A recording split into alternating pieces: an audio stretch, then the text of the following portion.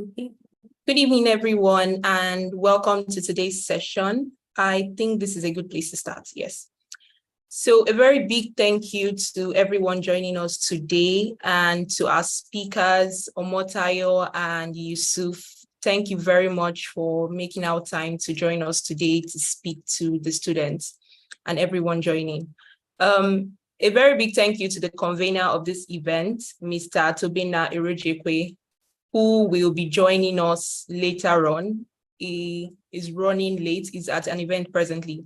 He is the chairman of the governing board of the MBA Institute of Continuing Legal Education, and he has put together this event just to educate Nigerian law school students on what is expected of them while they're at the law school and as they commence their bar finals, and also to guide them as they apply to different law firms to start their legal career. So without wasting much of our time, we'll be starting with Omotayo Dada, and I would run through her biography, just a minute. So we have Omotayo Mary Dada, who is the best graduating student of the 2022 law school session with us here today. And Omotayo Dada is currently an associate at Olaniyan Ajayi, a prestigious law firm in Africa. She's not only a legal professional, but also a chartered arbitrator. Her journey to becoming an associate at Olaniyan Ajayi began with her remarkable academic achievements. She secured the coveted title of the overall best graduating student at the Nigerian Law School, a testament to her exceptional scholarly abilities.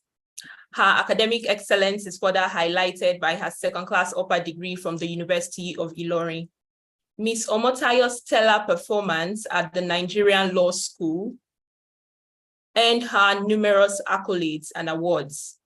These include the Council of Legal Education Star Prize for the Best Student of the Year, the Nigerian Bar Association Prize for the Best Female Student of the Year, and the Honorable Justice Atonda Fatai Williams San Prize for the Best Student of the Year, among others. Trust me, the prizes are way lots more than this, but let's stop here just so we get into it. Omotayo, thank you very much for joining us, and you have the floor to yourself now. So from now to about 6:50, you'll be speaking to the students, and that would also include Q&A sessions. So you have the floor now, Omotayo.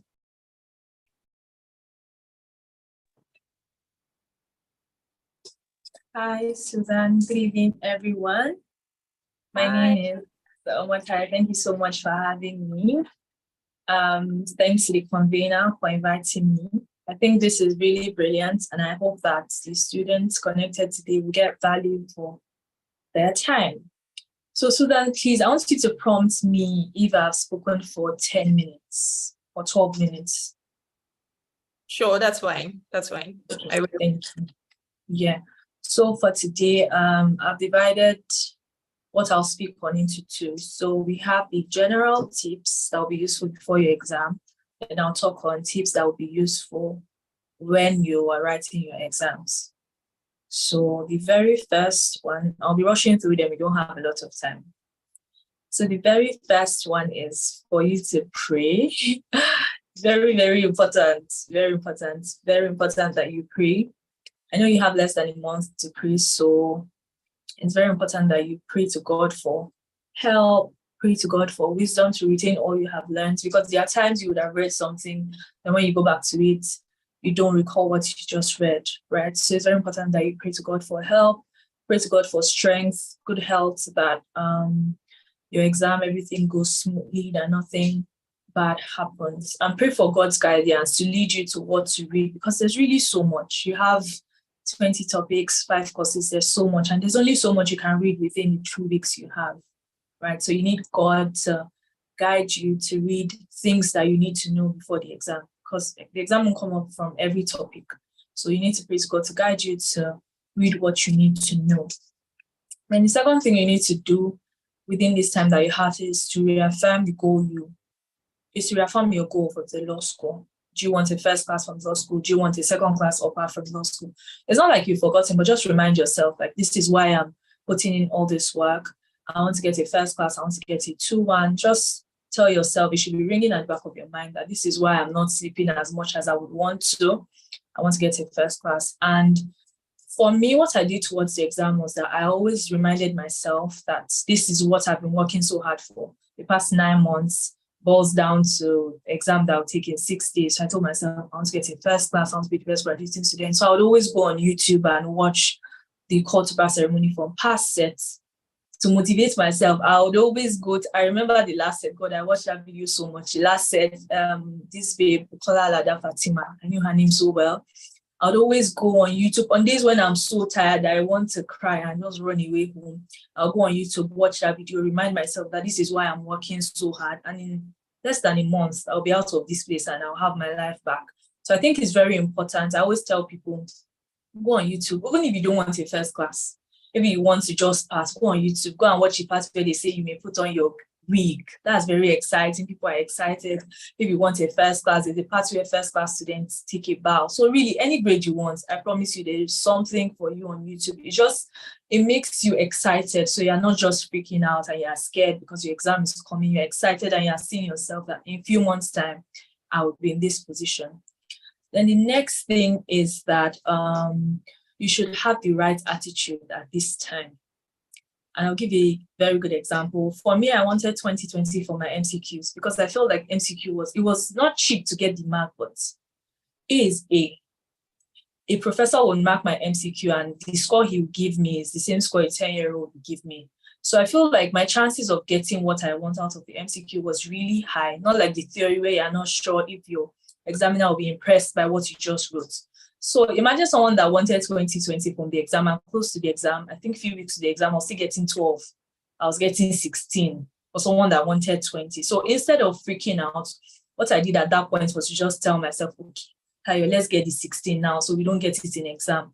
And that really helps me because it's very easy for you to feel pressured and freak out during that time. And it really does not help you. It just destabilizes you. And yeah, so I would really advise that you have the right attitude. It sucks that you are getting that mark at this point. I promise you it sucks, but don't beat yourself up too much for it. Just move on and focus and just correct the mistakes you made. Then the next thing is that you need to filter what you hear or the information you hold on to at this point, not just academic materials now. Like this webinar now, a lot of people will be coming to give you advices, myself included. I'll be coming to give you advices, do this is what I did. Nobody knows you better than yourself, right? You need to be able to pick from everything that I said. You need to be able to pick what's useful to you. And I know there was one webinar I joined that the lady was saying, you need to read for 12 hours. And she made a very good grade. And I knew that was not for me. Immediately, I'm like, this is so nice. I'm happy for you. But I knew that was not for me. I was not at the point where I'll be thinking, because someone that made a great result said she read for 12 hours, I needed to start reading for 12 hours. No, I took what she said that was useful to me. So it's very okay when you come to a 30-minute talk and maybe for 25 minutes, that didn't make sense to you and you just pick 2 things out of it. It's perfectly fine. So you need to be able to filter the information you hear and know what would be useful to you at this point. You don't have all the time in the world. So you need to be very careful what you do at this crucial time. The next thing is to reading. You don't want to read so many things. You don't want to be reading your class notes. You don't want to be reading textbooks, Condy Smith, EDB. You want to be reading everything because you don't have all that time. So streamline your materials down to the ones that are important. You've had these materials for a while. You know the one that has a lot of the information you need. So I would advise that you don't read too much at this point. For me, around this time, I was really just focused on my notes and past questions. But I must say this, it's okay for you to be reading your notes and realize that what you have in your notes or the material you've chosen to read is not enough. It's perfectly okay. For me, I think the last week before exam, I was reading matrimonial courses. I was using my notes and past question, but what I had in my notes, I felt like it wasn't enough. And I took Agaba. Agaba is huge, and I can't even remember how many pages it was, but I knew I didn't have enough information that I needed for matrimonial courses because I had a strong feeling it was going to come out, and it came out. It was question 4. So it's okay for you to go back to these materials when you feel like what you have is not enough.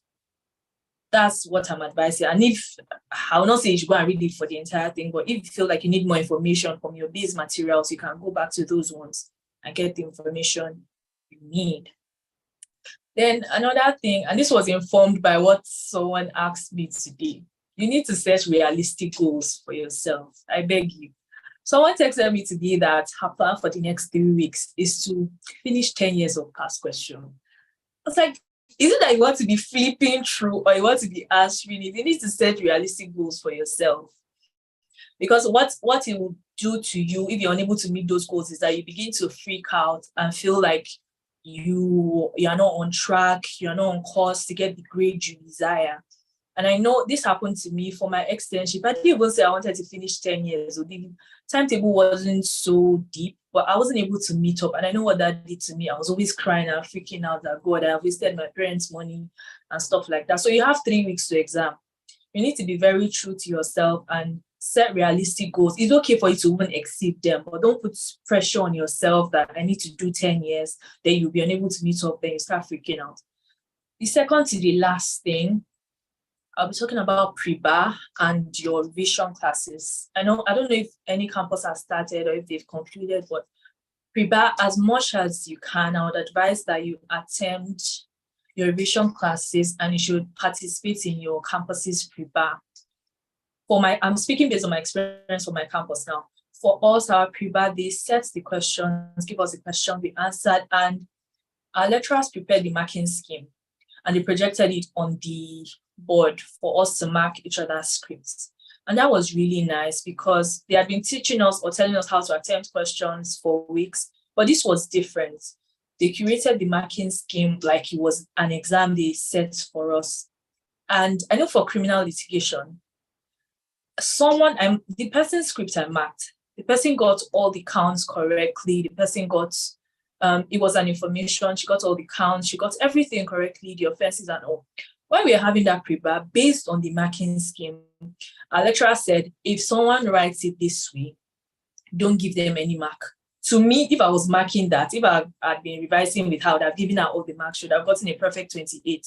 But she literally missed every mark. I can't remember the number of counts, but she missed all the marks for the particulars of offense. She only got marks for statements. So that was an eye-opener, not just for her that got the score she got. It was an eye-opener for me.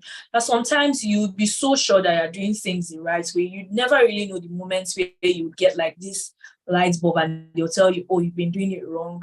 And she felt so bad and cried after that. But a lot of that really changed charges for a lot of us, and we are more careful with how we crafted our the wordings of our charge, really. And another thing is that I know the number 1 question from our property law was from Enugu campus. Then a question from our corporate law was from the pre-bar of another campus. Did you go to Enugu? Why are you smiling? I have a friend that went to Enugu and she kept haunting me about it. Oh, okay, exactly. So it comes out. I'm not saying it will come out for your set, but you really never know. So as much as you can, if you are not in a position to take the test, you don't feel like you are ready, you feel like it will make you feel worse, it's fine. But as much as you can, I would advise that you attempt this pre-bar question. And questions from other campuses, if you don't have time to be sitting down, just ask them to send it to you. They're in PDFs, just take a look at it. So in case it just pops up in your exam, you are not clueless, you know what to write for that question. And the very last one before your exam is to eat and rest well. I know anybody that's telling you to sleep well now, if you're seeing that person as your enemy, but you need to rest well, because what's the utility in putting long hours, not sleeping, not eating, when you get to the exam hall, you're too sick to write, right? As much as, I'm not saying you should sleep for 8 hours, try as much as possible to rest and sleep before the exam. How many minutes now? So you've spoken for 12 minutes. Oh, perfect. Okay, now I'll be going into tips for your exam. So first, when you sit down, I know there's a temptation to start asking your neighbor, especially, I know for our MCQ, we had like 3 hours or 2 hours before the broadcast paper. So it was just a lot of time. I want to be revising with people. That's okay for you if you are the type that wants to revise with people. But me, I didn't do that. I didn't want anybody to mess with things I already had in my head. So if you are the type that would want to revise with people at that point, it's very fine. But I did not do that. When I sat down, I was just praying or thinking thoughts that were not law school thoughts. I know all our answer booklets were colorful. We had pink, green, brown. We had very colorful. So for me, sometimes when I sat down, I'll be thinking, because I had different color pens, I'll be thinking, oh, what color are they bringing today to surprise me? So I wasn't thinking, hey, do I remember this section? That would have just messed with me, right? So while you're waiting for the exam, just try to be calm. Don't be in conversations where people are saying this or they start mentioning cases that you've never heard in your life. That just throws you off. So try as much as possible to just be calm before the paper comes. When your paper comes, before it will come, you need to plan your time, right? 3 hours might seem like a lot of time, but I promise you, it is not that much time.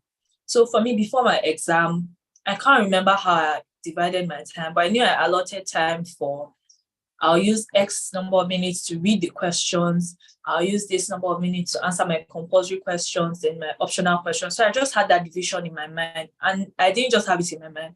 I was constantly looking at the workflow to be sure that I was not taking more time than I needed on a particular question. Because that's very important, because sometimes, especially if it's a question, there's this temptation to just go to town and impress your marker and just write and pour your heart out on the paper. But if you answer question 1 with the entire booklet, you can't get more than 25. That's if you will get the 25. So you will just get 25 for that mark. You will not get marks for the questions you neglected or didn't pay enough attention to. It's very important for you to divide your time before your exam. If you're practicing, divide your time and always refer to the workflow to be sure that you are on track. Then another thing I did when I got my exam question is that I usually scribble things at the back of my answer booklet. And that was useful for 2 things. First, to help me gauge how much I knew about certain questions, especially for picking my optional questions. It wasn't just me thinking in my head, which one do I prefer between question 5 and 6? Based on what I've scribbled down, I was able to gauge how much I knew about each of the questions, and I made an informed decision that would fetch me more marks. That was also useful to help me refresh my memory of how I wanted to attempt a question, what I wanted to write. So when I get my answer script, I'll just write the basic principle, sections, cases that I remember. You might not do that. I'm just saying what I did. And sometimes in the course of answering the question, I would even forget. I'll just refer to the back of my answer booklet and I would leave what I have there and take it to the question paper. And another very important thing is that it's totally normal for you to forget. Like when the first time you read a question, you might feel like you don't know it. That's perfectly okay. I feel like you don't remember everything about it. It's perfectly normal. Some of these things will come back to you when you are writing. I think it was corporate law. I was answering a question. I'd already even answered it. I thought I did it well. It was later when I was answering and that question that I started to recall steps from that particular, I think it was objects of a company or something. So it's okay for you to not recall everything at once while you're answering. What I did was that I left few spaces after some questions that I wasn't so confident about. So I just gave my brain that signal that I'm waiting for you to give me the information I need. So when I got it, I just went to fill it in. So when you read a question, especially if it's your compulsory question and you feel like, oh my gosh, I don't know this 25 marks, what am I going to do? Just move to the optional question that you know. So you don't waste your time biting your pen, waiting to recall. You don't have that time. So just start with questions you know. I've had people ask me, did you start with your compulsory question or your optional question?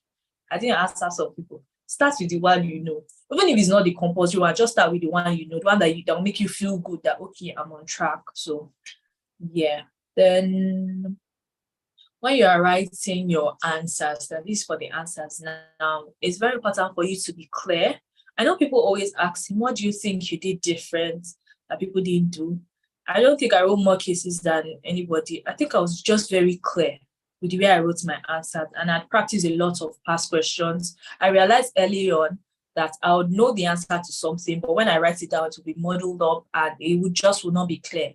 So clarity is very important. When I was writing my answers, I was very clear. If they ask you, is this proper or not? Instead of saying a lot of stories, you can start by saying, yeah, it's proper, it's not proper. Then you go on to give the basis for your answer, right? You got to give the basis for your answer. Be very clear what you want to write. Then another thing I know I did during my exam, this will be useful for people that have practiced past questions a lot. I was thinking both as a student and as an examiner, because I'd marked my roommate's paper so many times. I was such a strict marker. Anytime they write something, if I'm not satisfied, I'll give you 3/5. I'll tell you, they impressed me. I didn't see this in your answer.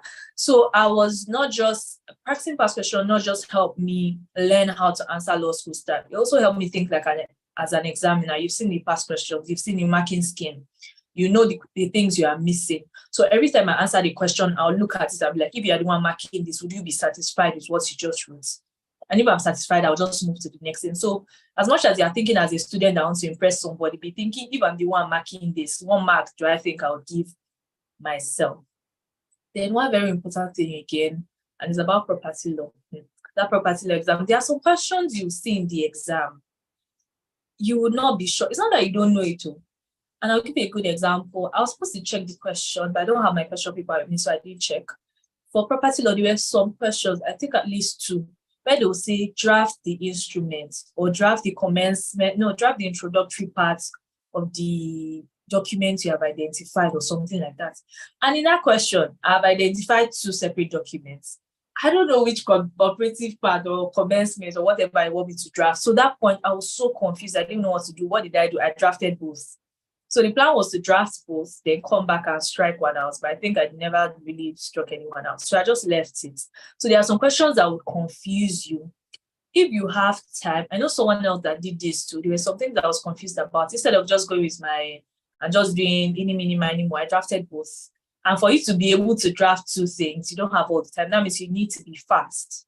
You can't be wasting time on an extra draft that won't fetch you mark. So there are times that you'll be confused, especially property law. After the exam, I had to ask people, like, did this happen to you too? Like, okay, I was not the only one. So it happened with property law. I don't know if it happened with other courses too. But yeah. Another thing I did in the exam that might be useful, it might be bad advice, but I didn't hold back in my exam, especially for questions I wasn't sure of. Professional ethics, I think number 3 or so. I wasn't sure of that question and I wasn't satisfied. You know, when you know something, you can keep it very short and simple, not too short, but you can just hit the nail on the head and you know that I'm getting my marks for this. But there were some questions I wasn't so sure of, and I did not keep it short and simple.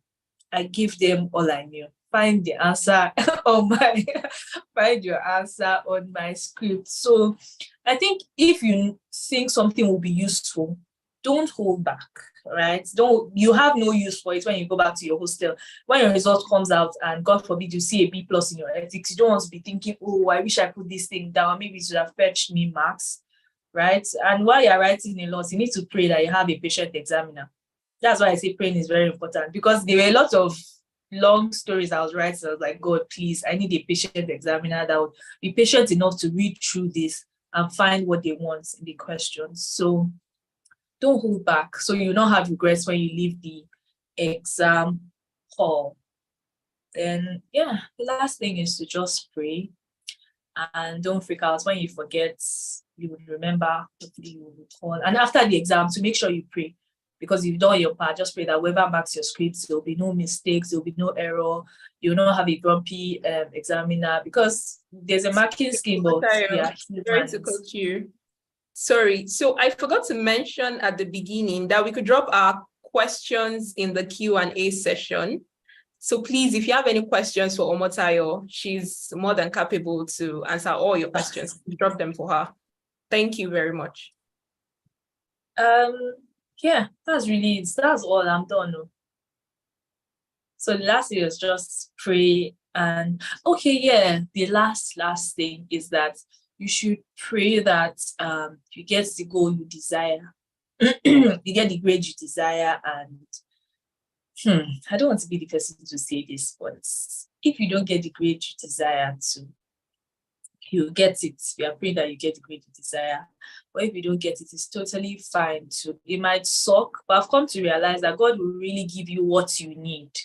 If God knows that you need a first class, I know you are thinking, why won't I need a first class or something like that? But God will really give you what you need. I know people that didn't make a first class, that didn't make a 2-1, and they can pay my salary conveniently. Though they cannot say they had a first class, but I'm just trying to tell you, it will suck. You feel like it's the end of the world, but it really isn't the end of the world. And one thing you need to do is to just give it your best shot, give it your all. So when you look back, you'll be satisfied. Even you get the results you want by God's grace. That's a prayer. But so when you look back, you'll not have regrets. I wish I didn't waste so much time. I wish I did this. I wish I did that. Just give it your best shot and trust that it would end in your favor. Amen. Thank you so much, Omotayo. I think everything you said, right? I think the most outstanding for me was the fact that you should know what works for you, right? Because I heard a lot of things after our corporate law MCQ. It was a lot, right? And I think another thing I would just put out there is learn how to move on, right? Because the exam would come, or it might come in such a way that you'll be asking yourself, I wasn't expecting this. Why did they set this kind of question for us? No matter what happens on any day of the exam, learn to move on, knowing that you still have another one to write the next day. So if you think that your MCQ wasn't great enough, it's fine. You've written it. I mean, do your best, definitely. But if you think you haven't done your best, just move on immediately, because you have another course the next day and then the following day. Just learn to move on very quickly. If you don't move on, it impacts on the next course and then the next one. And then, you don't want that to spiral over. So thank you so much, Omotayo. I can see some questions here already. And yeah. Thank you so much, guys. So Omotayo, there's a question here for you, right? It says here, what were your major challenges in law school, Ma?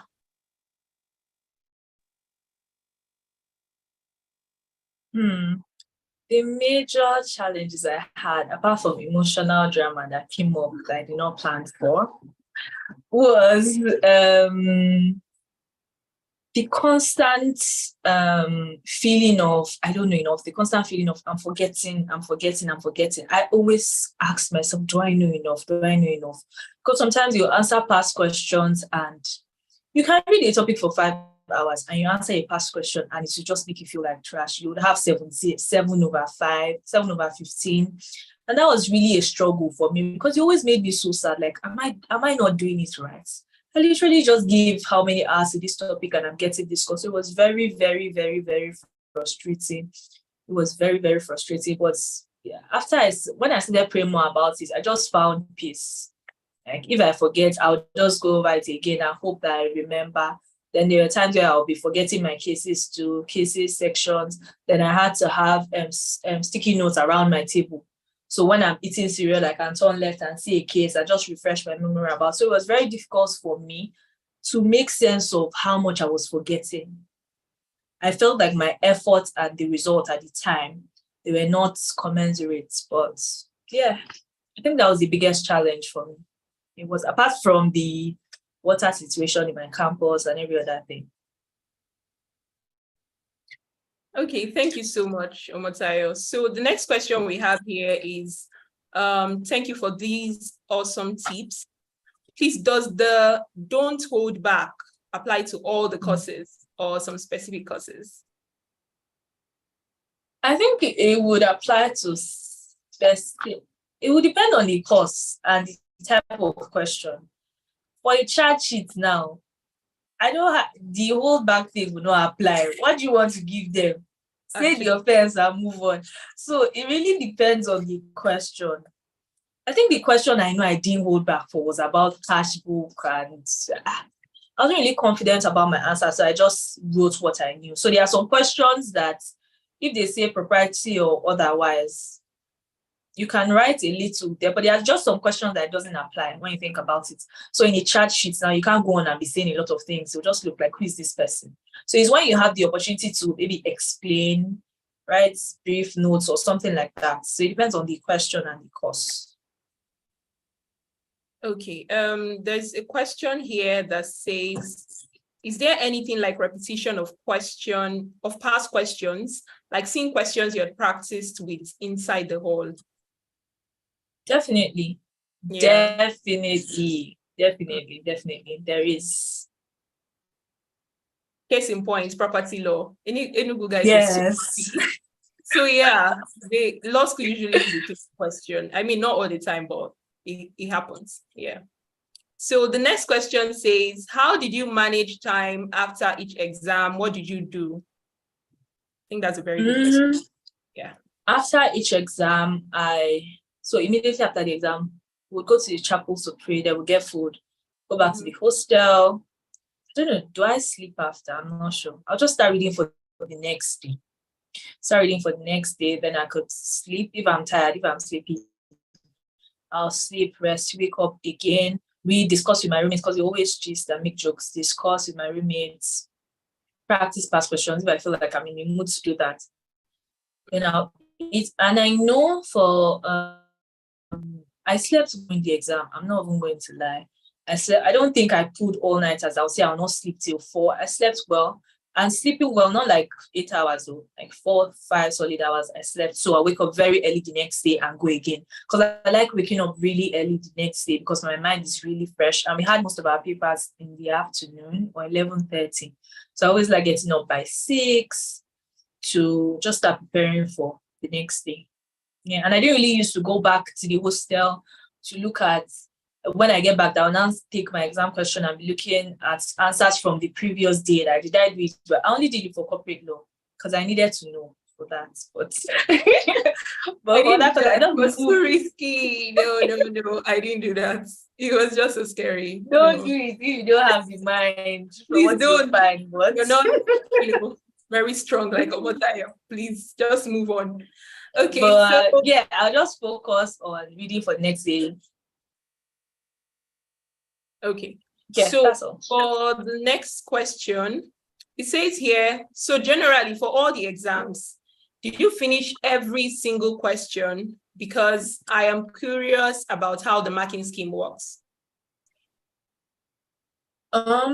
Yeah, I think I finished every single question. I think there was no exam where I didn't have enough time to finish. Even if it meant rushing like last minute, I finished every question. And that's why I said it's very important for you to divide your time and ensure that you check the work clock to be sure that you're on track. So yeah, I finished every question. Okay, I think to also add to that, just bear in mind for the compulsory question, you have 25 marks, I think so. And then for the optional question, you have 15 marks. So you just have to finish the questions you have compulsory in part A. You get one compulsory in part A, and then you pick one other question. For part B, you get one compulsory question and you pick another question. So you just have to answer all questions if you actually want to get all your marks. You never know what would happen in the hall when they are marking or what they would decide and say, oh, I think this is the correct answer. I think that's not the correct answer. So it's just best to always answer all questions for this particular person asking. So for the next question, it says here, how do you pick the 2 other questions you want to answer from each question? From each of the sections, yeah, you pick it's only the compulsory question number 1 and 4. They are the only compulsory questions. For 2 and 3, you would get to pick. For 4 and 5, you would get to pick 2. So it's your choice.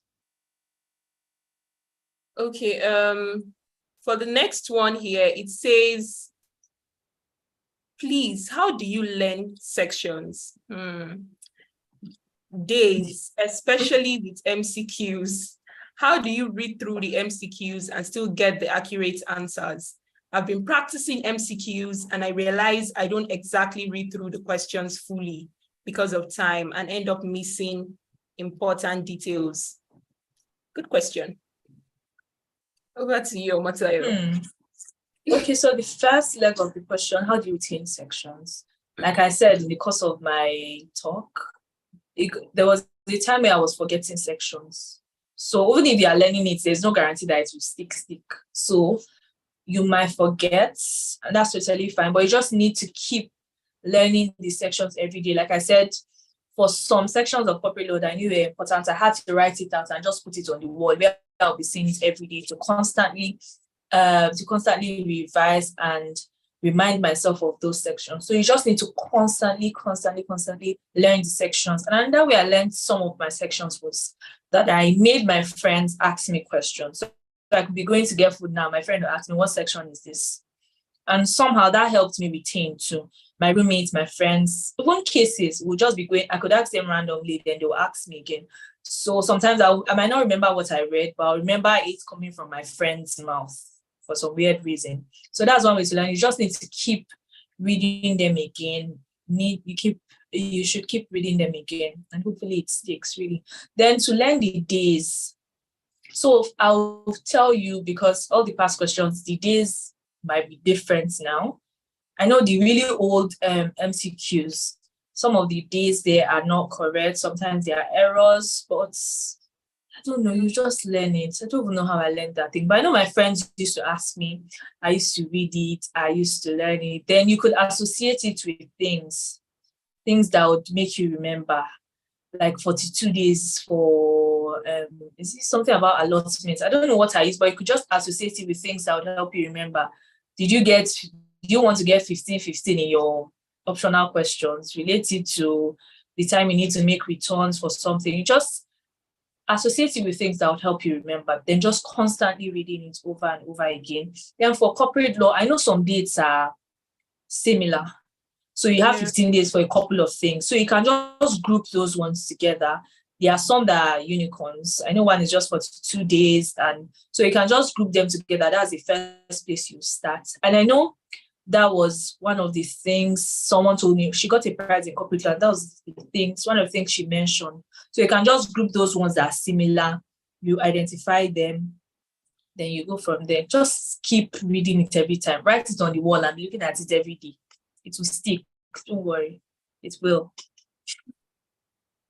Thank you, Omotayo. Did you prepare academically at all before your resumption into law school? I believe this is someone that is here to go to law school. So, yeah.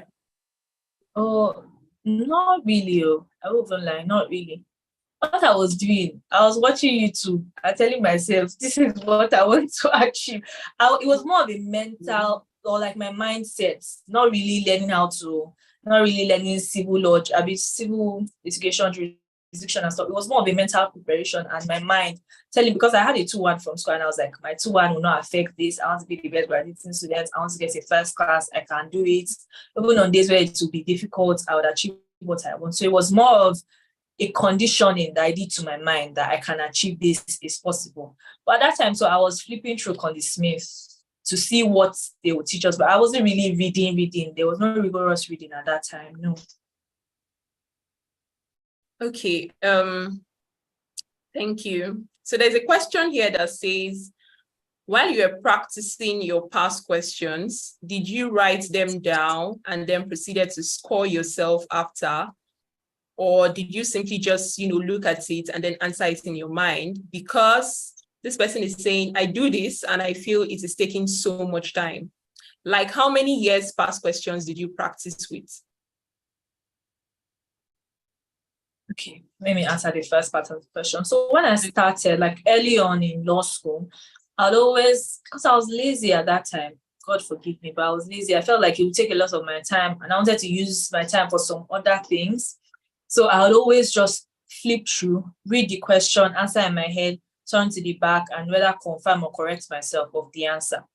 But it was later on, I think it was the first time I wrote it down, that I realized that sometimes you think you have an idea in your head, and when you get to putting it down, you are not able to clearly articulate your answer. So that was when I realized that, okay, maybe the one I'm doing of just reading and answering in my head is not working.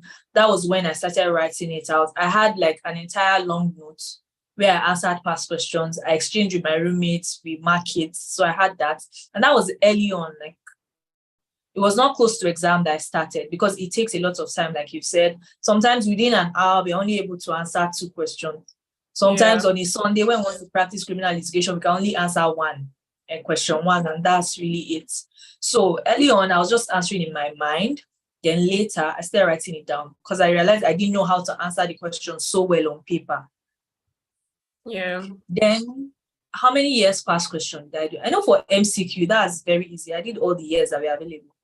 From really old years, for like 2009 or something.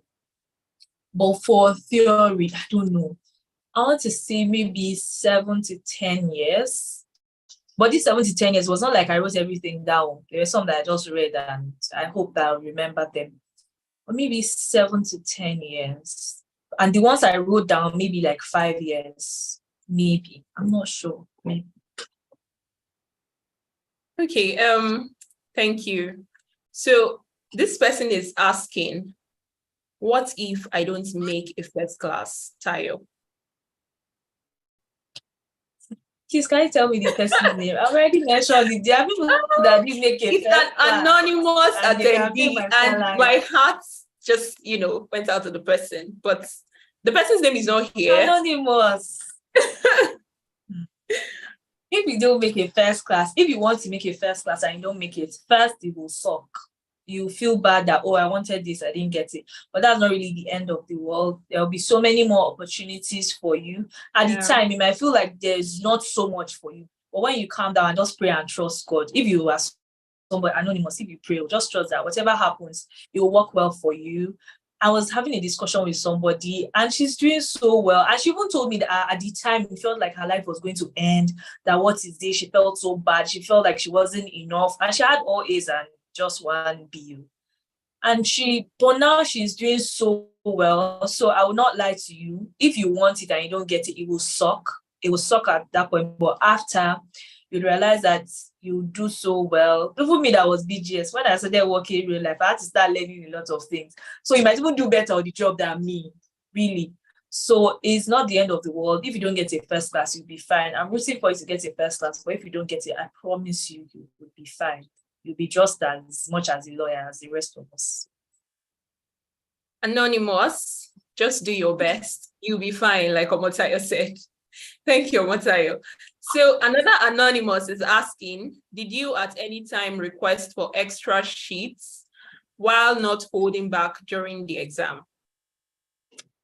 Yeah, there was a course I requested for extra. Oh yeah, it was civil litigation. It was civil. And I knew I had to draft an affidavit on that extra sheet. Yeah. Civil. Hey, this holding back thing, don't go and write too many stories, oh, please. But I know I got extra sheets for civil litigation. I did. Okay. And to be fair, to be fair, it's your mark. If you think getting an extra sheet will help you explain yourself better, please get an extra sheet. Don't be shy. Don't be shy. Exactly, because it's your mark and you're not you want to make your A's all through. So yeah. Another person is asking, how do you manage to draft so quickly and have more time for other questions? Because according to this person, a charge question, number one question in criminal, can take an hour, especially where you're required to charge sheets and they are not even other follow-up questions. Yeah, like I mentioned that even when I was practicing with my roommate, sometimes all we'll be able to do is just a charge sheet. So I don't know if this advice is good at this time, but what helped me manage my time with charges is that I learned to write fast over time. I practiced literally all the charges in the past question for criminal. So in the beginning, we didn't have enough time. When we started, we would always run out of time, we would not finish. But over time that we practiced, we got better and we always timed ourselves. So when it was 45 minutes, we would stop writing. So I think you can time yourself and learn to write fast and be legible. Very important. There's no point writing so fast that the person you want to mark your script cannot see. So I learned how to write fast too. Write fast while my writing was still clear to whoever wanted to read it. So I think what helped me learn to manage my time for charge sheets was really practice.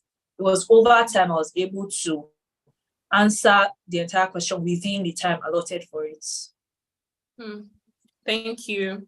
So this person says you didn't answer the other parts of my questions on MCQ and running out of time.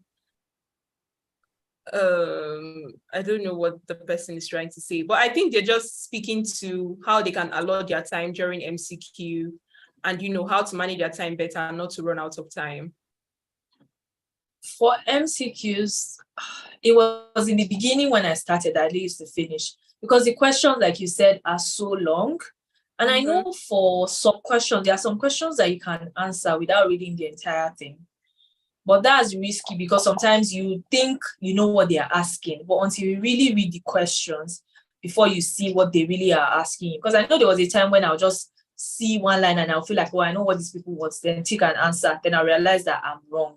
So as much as you can, maybe you should start practicing how to read questions now, time yourself, because that's really the only way. But some people would advise, I've heard some people advise that you read the questions first before you check the answers. No, the questions first before the comprehension or whatever they will give you, so you know what you are looking for in the answers. So that might help you too, if you skim through the questions to know what you should be looking out for in the long text you're about to read, and just practice really. So this person wants to know, did you cover your syllabus during externship? Because I still haven't, and it's freaking me out. I did not. And I mentioned it. The timetable I made, it wasn't even a timetable to cover my syllabus. It was just to read, like be a master, be really good at the 10 topics they had taught us. And if I had time, read the new topics. But I struggled so much with that, but I did not finish. Short answer, I did not finish. For corporate law, I literally did not even read an extra topic after where we stopped in school. But for that courses, I had time to flip through the handbook to just familiarize myself with them. And I read some topics deeply, but I did not finish the syllabus. I did not. I freaked out a lot because my mates were finishing the syllabus twice and I was there struggling, but I did not. Okay, so did you at any time feel like you weren't prepared for your exams? Susan, please, can I disable my video? I need to get my charger. My phone is on 1%. Okay, that's fine. Does that mean we'll have to give you time? No, I think my sister's charger is here. Okay. We came to her sewing room here. Okay, perfect. The charger is here. Was there any time I felt like I wasn't prepared for the exam?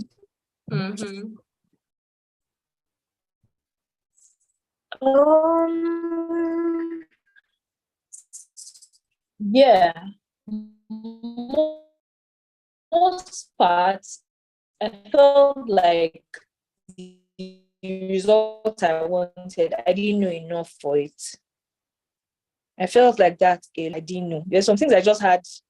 But yeah, I felt like that. But after I knew enough to get the grade I want, even if I don't know all the 20 topics, but the grade God wants me to have, I knew enough to get that. So there will be times where you feel like you don't know enough. That was like the biggest thing. I know that I will not feel well, like, do I know enough to get a first class? So it's normal. There were times when I felt like that. Okay, this person wants to know how much you would recommend Conde Smith, because according to them, when I read it, I'm usually not satisfied.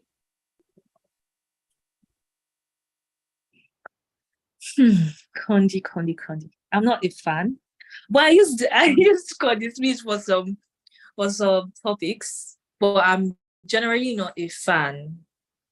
Not like it's bad or anything, but I just don't like it. I feel like there's a lot of information there that is not necessary. And one thing that happened was, what turned me off about it was that I think we were doing Lizzie's and the lecturers gave us a task and all of us copied our answers for essentials of a valid list from Conde Smith. Conde Smith had 6 things, 6 elements of a valid list. Law school gave us 5. So, and the lecturer said, where are you people copying this thing from? There is no 6 elements. They are.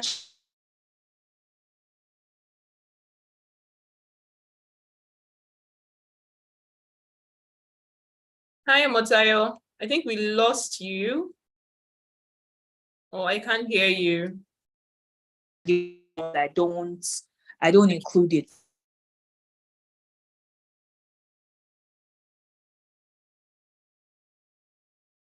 Hi, Omotayo, are you there?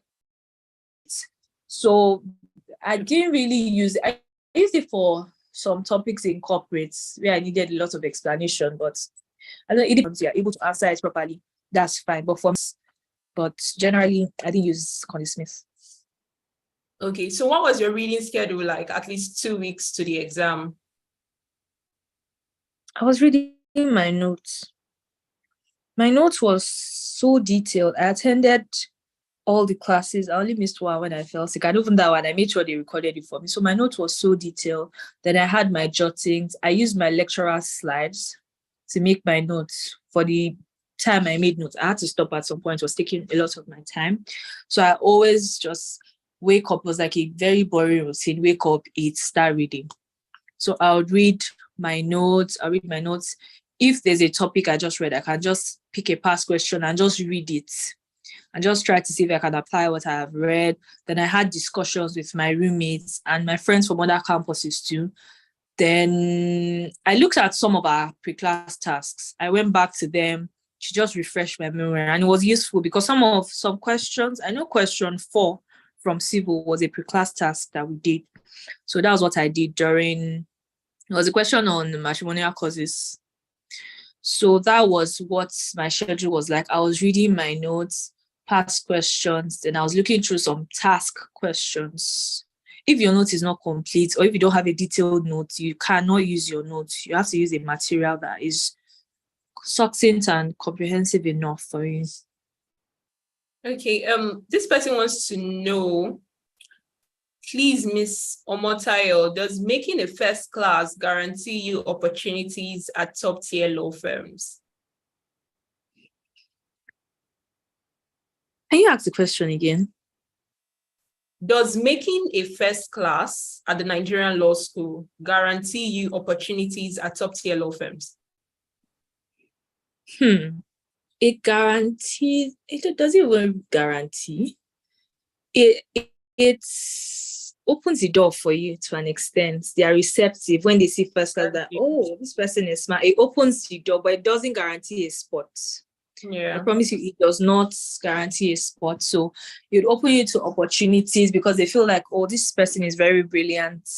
Let's bring the person for an interview and hear what they have to say. So it might open some doors for you, but your performance on the interview would determine if that door stays opened or you're kicked out and it's shut. So it would open doors to certain opportunities, but it doesn't guarantee you a spot in these law firms. Yeah, true. How did you go about learning all the procedures in corporate law practice? Corporate law, for the procedures, first thing I did was that I found things that were common to some of the procedures. I think post-incorporation, there are some steps that were common among some of the procedures. So first, I learned those ones. Second, I tried to learn, and the day someone told me that they don't require you to know all the steps, I found comfort that day. That they don't need, if there are 12 steps, they don't need you to know 12. You know a certain number. So I tried as much as possible to pick steps that I thought were reasonable for that type of action, for the type of step they wanted to take in the company. So I didn't learn all the procedures. I don't know if there's a WhatsApp group or a Telegram group that I can send a VN to. Someone that had a prize, Maya had a prize in corporate law, she sent me a VN. And that was one of the things she mentioned too, that she found the steps that were common to all of them. And she didn't learn everything. She just tried to learn as much as she could. So I just practiced constantly. Then when I realized I was forgetting some things, I told my roommate to start asking me. So when I started telling other people what I knew, it helped me retain information more. Please send the VN to who? Susan, I'll send the voice note to you. Or even to Joshua, it's fine. Then we'll circulate to everyone. Thank you very much, Omotayo. So these people just, well, it's not easy to have a VGS here. So there are lots of questions for you, Omotayo, but like I said, I'm very sure you are capable. So this person is asking, good evening, Ms. Omotayo. I am about to go for law school next month. Does cancellation of answers on exam booklets attract deduction of marks? No, it doesn't. It doesn't. Just make sure you strike it out neatly to be sure that to tell them that I don't want this answer again. Strike it out neatly and go and answer your question in some other place. It doesn't attract cancellation. It doesn't attract deduction of marks. I don't think so. Okay, just to say that after going through the next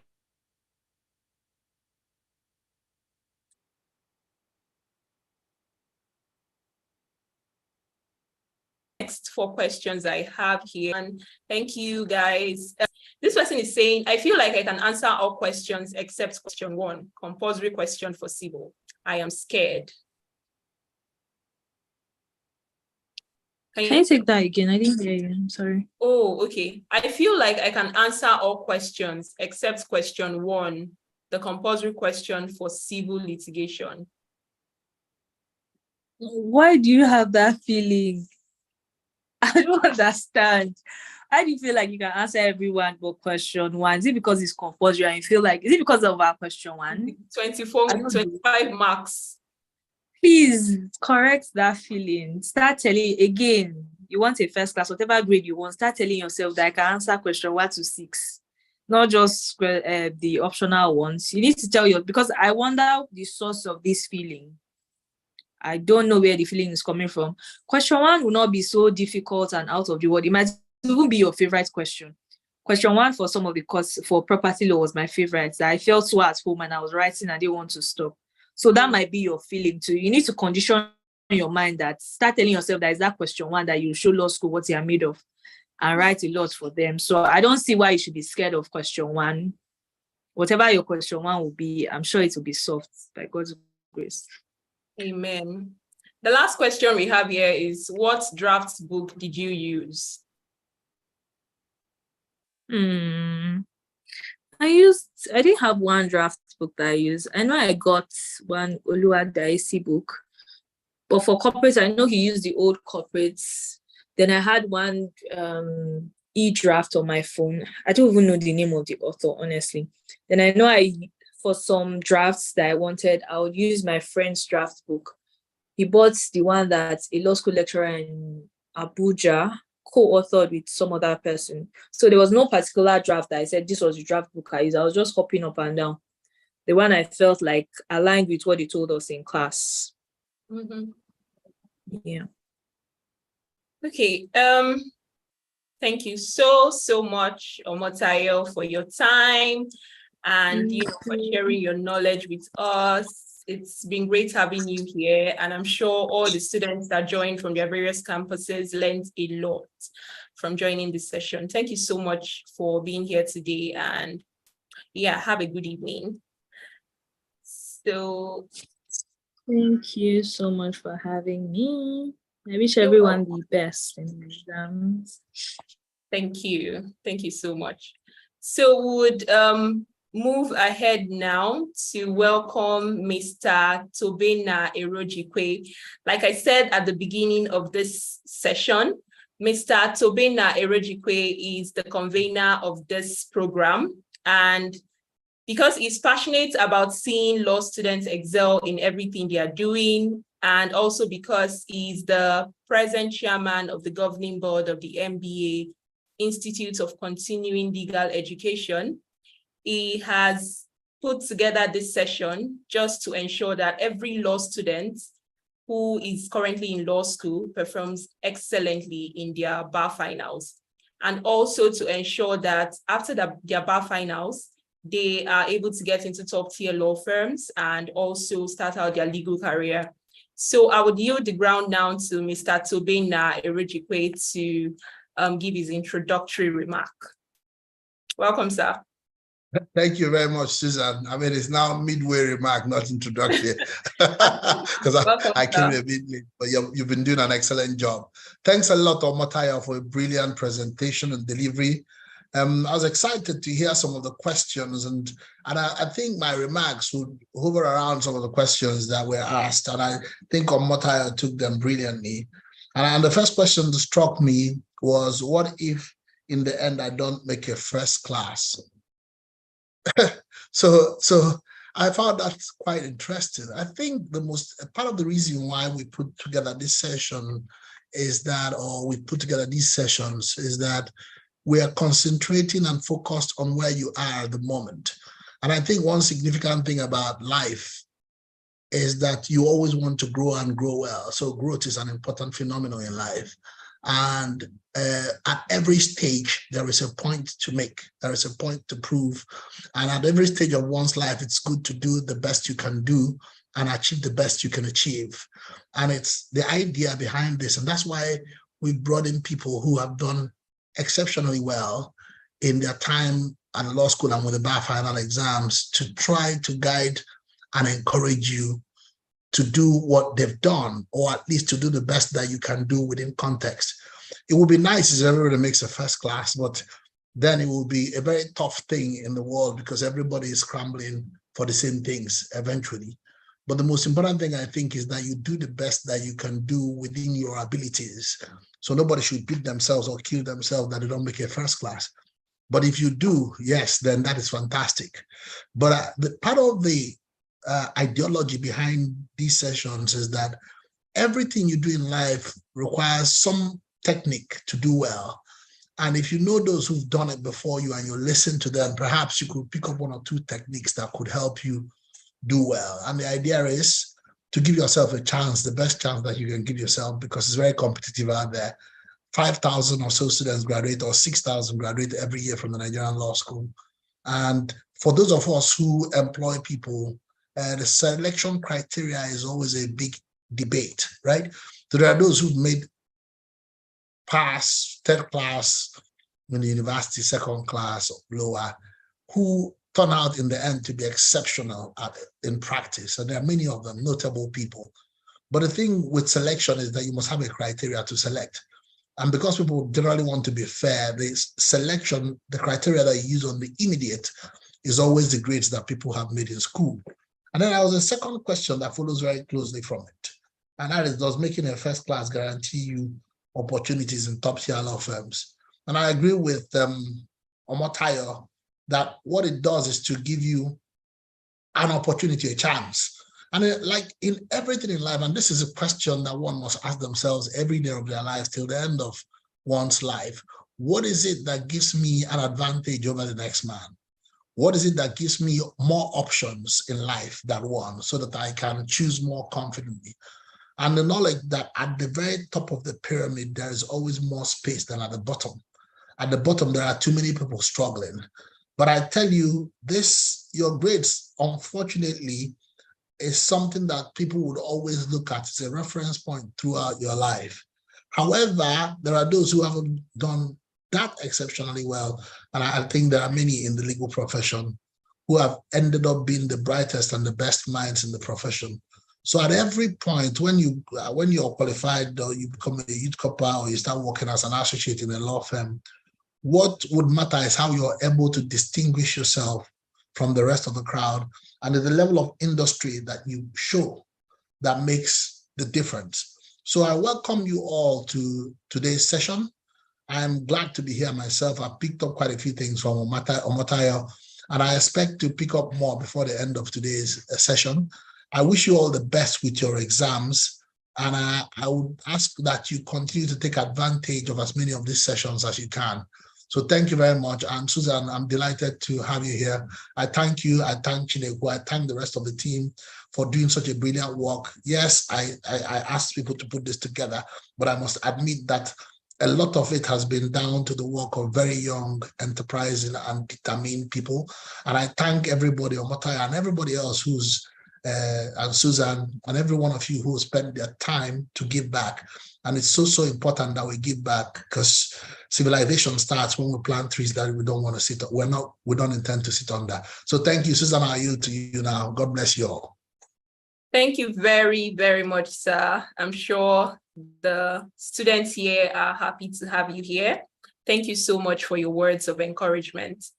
So we would move on now to welcome Olalere Yusuf. It's a session packed with BGSs.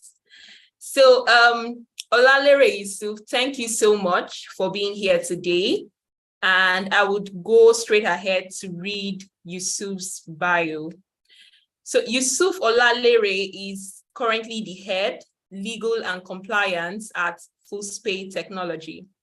Yusuf Olalere, known for his academic excellence and legal prowess,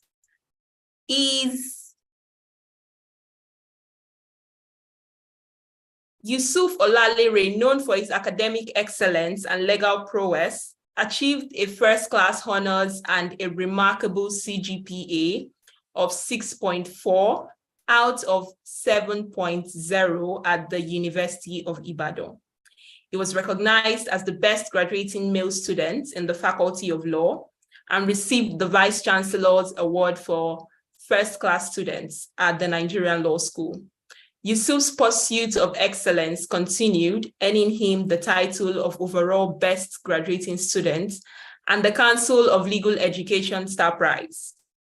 Beyond academics, he's excelled as the Attorney General of the Law Students Society at the University of Ibadan, representing his university nationally and internationally. Yusuf extended his knowledge by pursuing an MSc in Law and Finance at the University of Oxford, delving into the intersections of law and finance. He furthered his expertise with certifications from the United Nations Institute for Economic Development and Planning, and as a Chartered Institute of Finance Analyst candidate. In academia, his influential work and research publications showcased his intellectual prowess. Welcome, Yusuf. We are happy to have you here today. Yusuf will be taking us on starting a career in the legal profession. I would yield the floor to you now, Yusuf. Thank you again for being here today. Yeah, thank you very much, Susan, for the introduction. Can you hear me? Yes, I can. Yes, so thank you very much. Good evening, everybody. Good evening. Thank you very much, Omotayo, for the very good presentation in terms of what's people should be preparing for. I mean, why prepare for the bar finals? What they should be taking to have a very great outing at the Nigerian Law School bar finals. So yes, good evening. I'm very happy to be here. I'm happy for the invitation. I'm happy to share my thoughts on the topic that I've been asked to take, which is just starting a career out in law as an early career starter. So people have asked questions on this call. If I do not make a first class, what's going to be my fate? What's going to be my lot? Will I have the opportunity at top tier firms in Nigeria? And if you really, just like what Omotayo said, if you really did not have a first class, it's going to suck, right? So you feel like, okay, what am I going to do? What's the next step for me? What will be my choices? What will be my options? So I will be speaking to you today because I made a first class, and also because I also have friends that did not make a first class, or people that really confided in me and shared their stories with me. And I knew how their journey went, like while they started out as legal professionals. So I use the word legal professionals here because of both private practice firm opportunities and in-house. So, but I'll clarify in the course of the presentation. So Susan, if you can assist me with the projection of my slide, that'd be very, very helpful. Can you? Just a minute.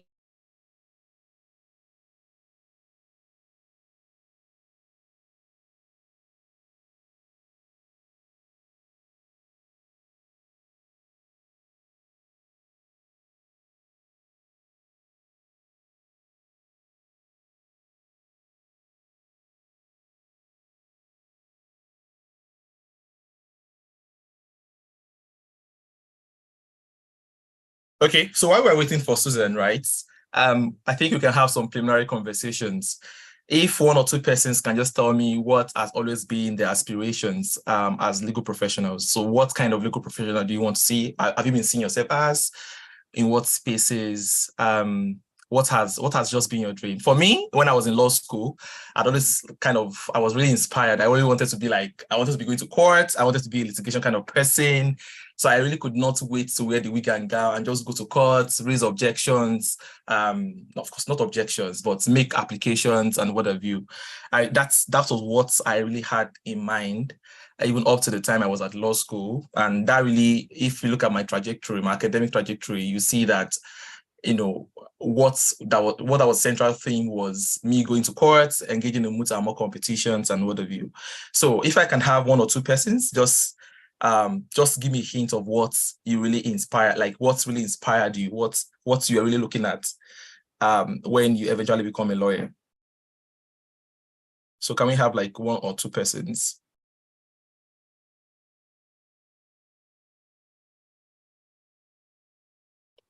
If you cannot unmute, you can just type in the chat box. I'll look at it. Thank you, Susan. You're welcome. I'm going through the chat box just to see if we have any. So basically, it's just, I know you all want to be lawyers. That's why you're in law school, or probably you are aspiring to go to law school. But I'm asking about the area of specialism. You want to be going to court. Okay, someone said litigation, especially under human rights practice. Good. I think most persons studying law in Nigeria, if you ask them, why are you studying law? Most people will say, because I want to fight for the rights of the oppressed. I want to represent the poor. I want to do this. I want to do that. Yes, at some point, we all thought about that.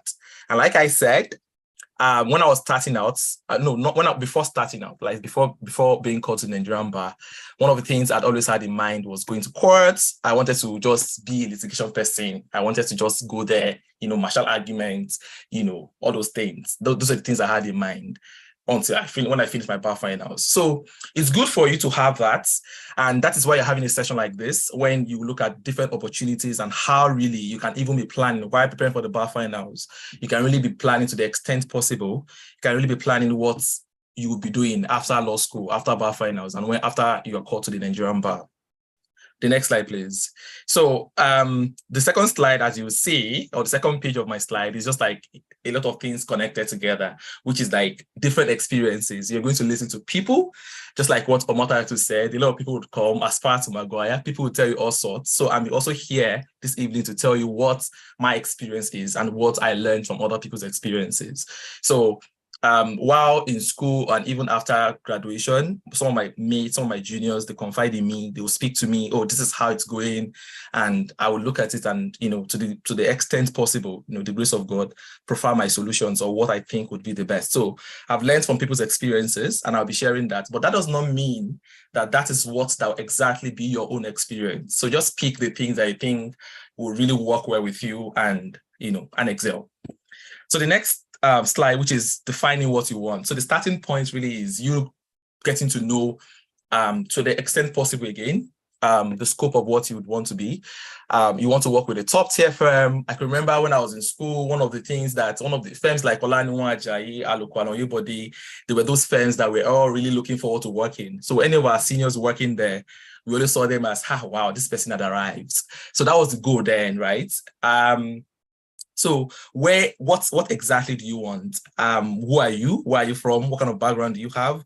Are you from a background that finished from school, you have the right connect? Or you are just from the background where you have to really struggle, you have to go the extra mile to make a name for yourself. So you have to ask yourself, who am I? Where am I from? And where do I exactly want to be? And I'll put something here also as grade as a factor. As you will see in the subsequent part of this presentation, grade has a role to play. That is the truth. That's the reality. Quite unfortunate, but that is the reality, or probably quite controversial. So we have people that, of course, because law firms want to take as many people as possible, and they want to take people that they believe would make their work easier. One of the first, the criterion they are going to use is to define people according to their grades. So people having first class, people that are BGSEs, people that had academic prizes, people that published, of course, they'll be categorized separately from people that don't really have those things. So, of course, the fact that you do not have those things does not preclude you for being able to take advantage of other opportunities out there, which I would mention, right? So yes, grade is a factor. And let me just quickly put this here. that the fact that you have a first class doesn't also make it easy, like easy. If what I'm saying makes sense to you. But what I mean is, for instance, I had a first class from University of Ibadan. I had a very good CGPA, as Susan introduced me earlier, right?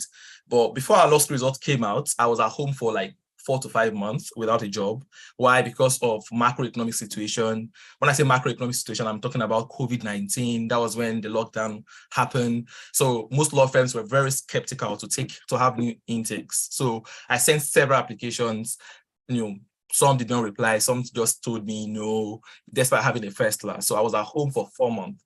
And when I was at home for 4 to 5 months, before our law school results came out, some people that didn't have, first class like me had jobs. So the place of grace, the place of time, and of course, any other thing in between. So the grade is a factor.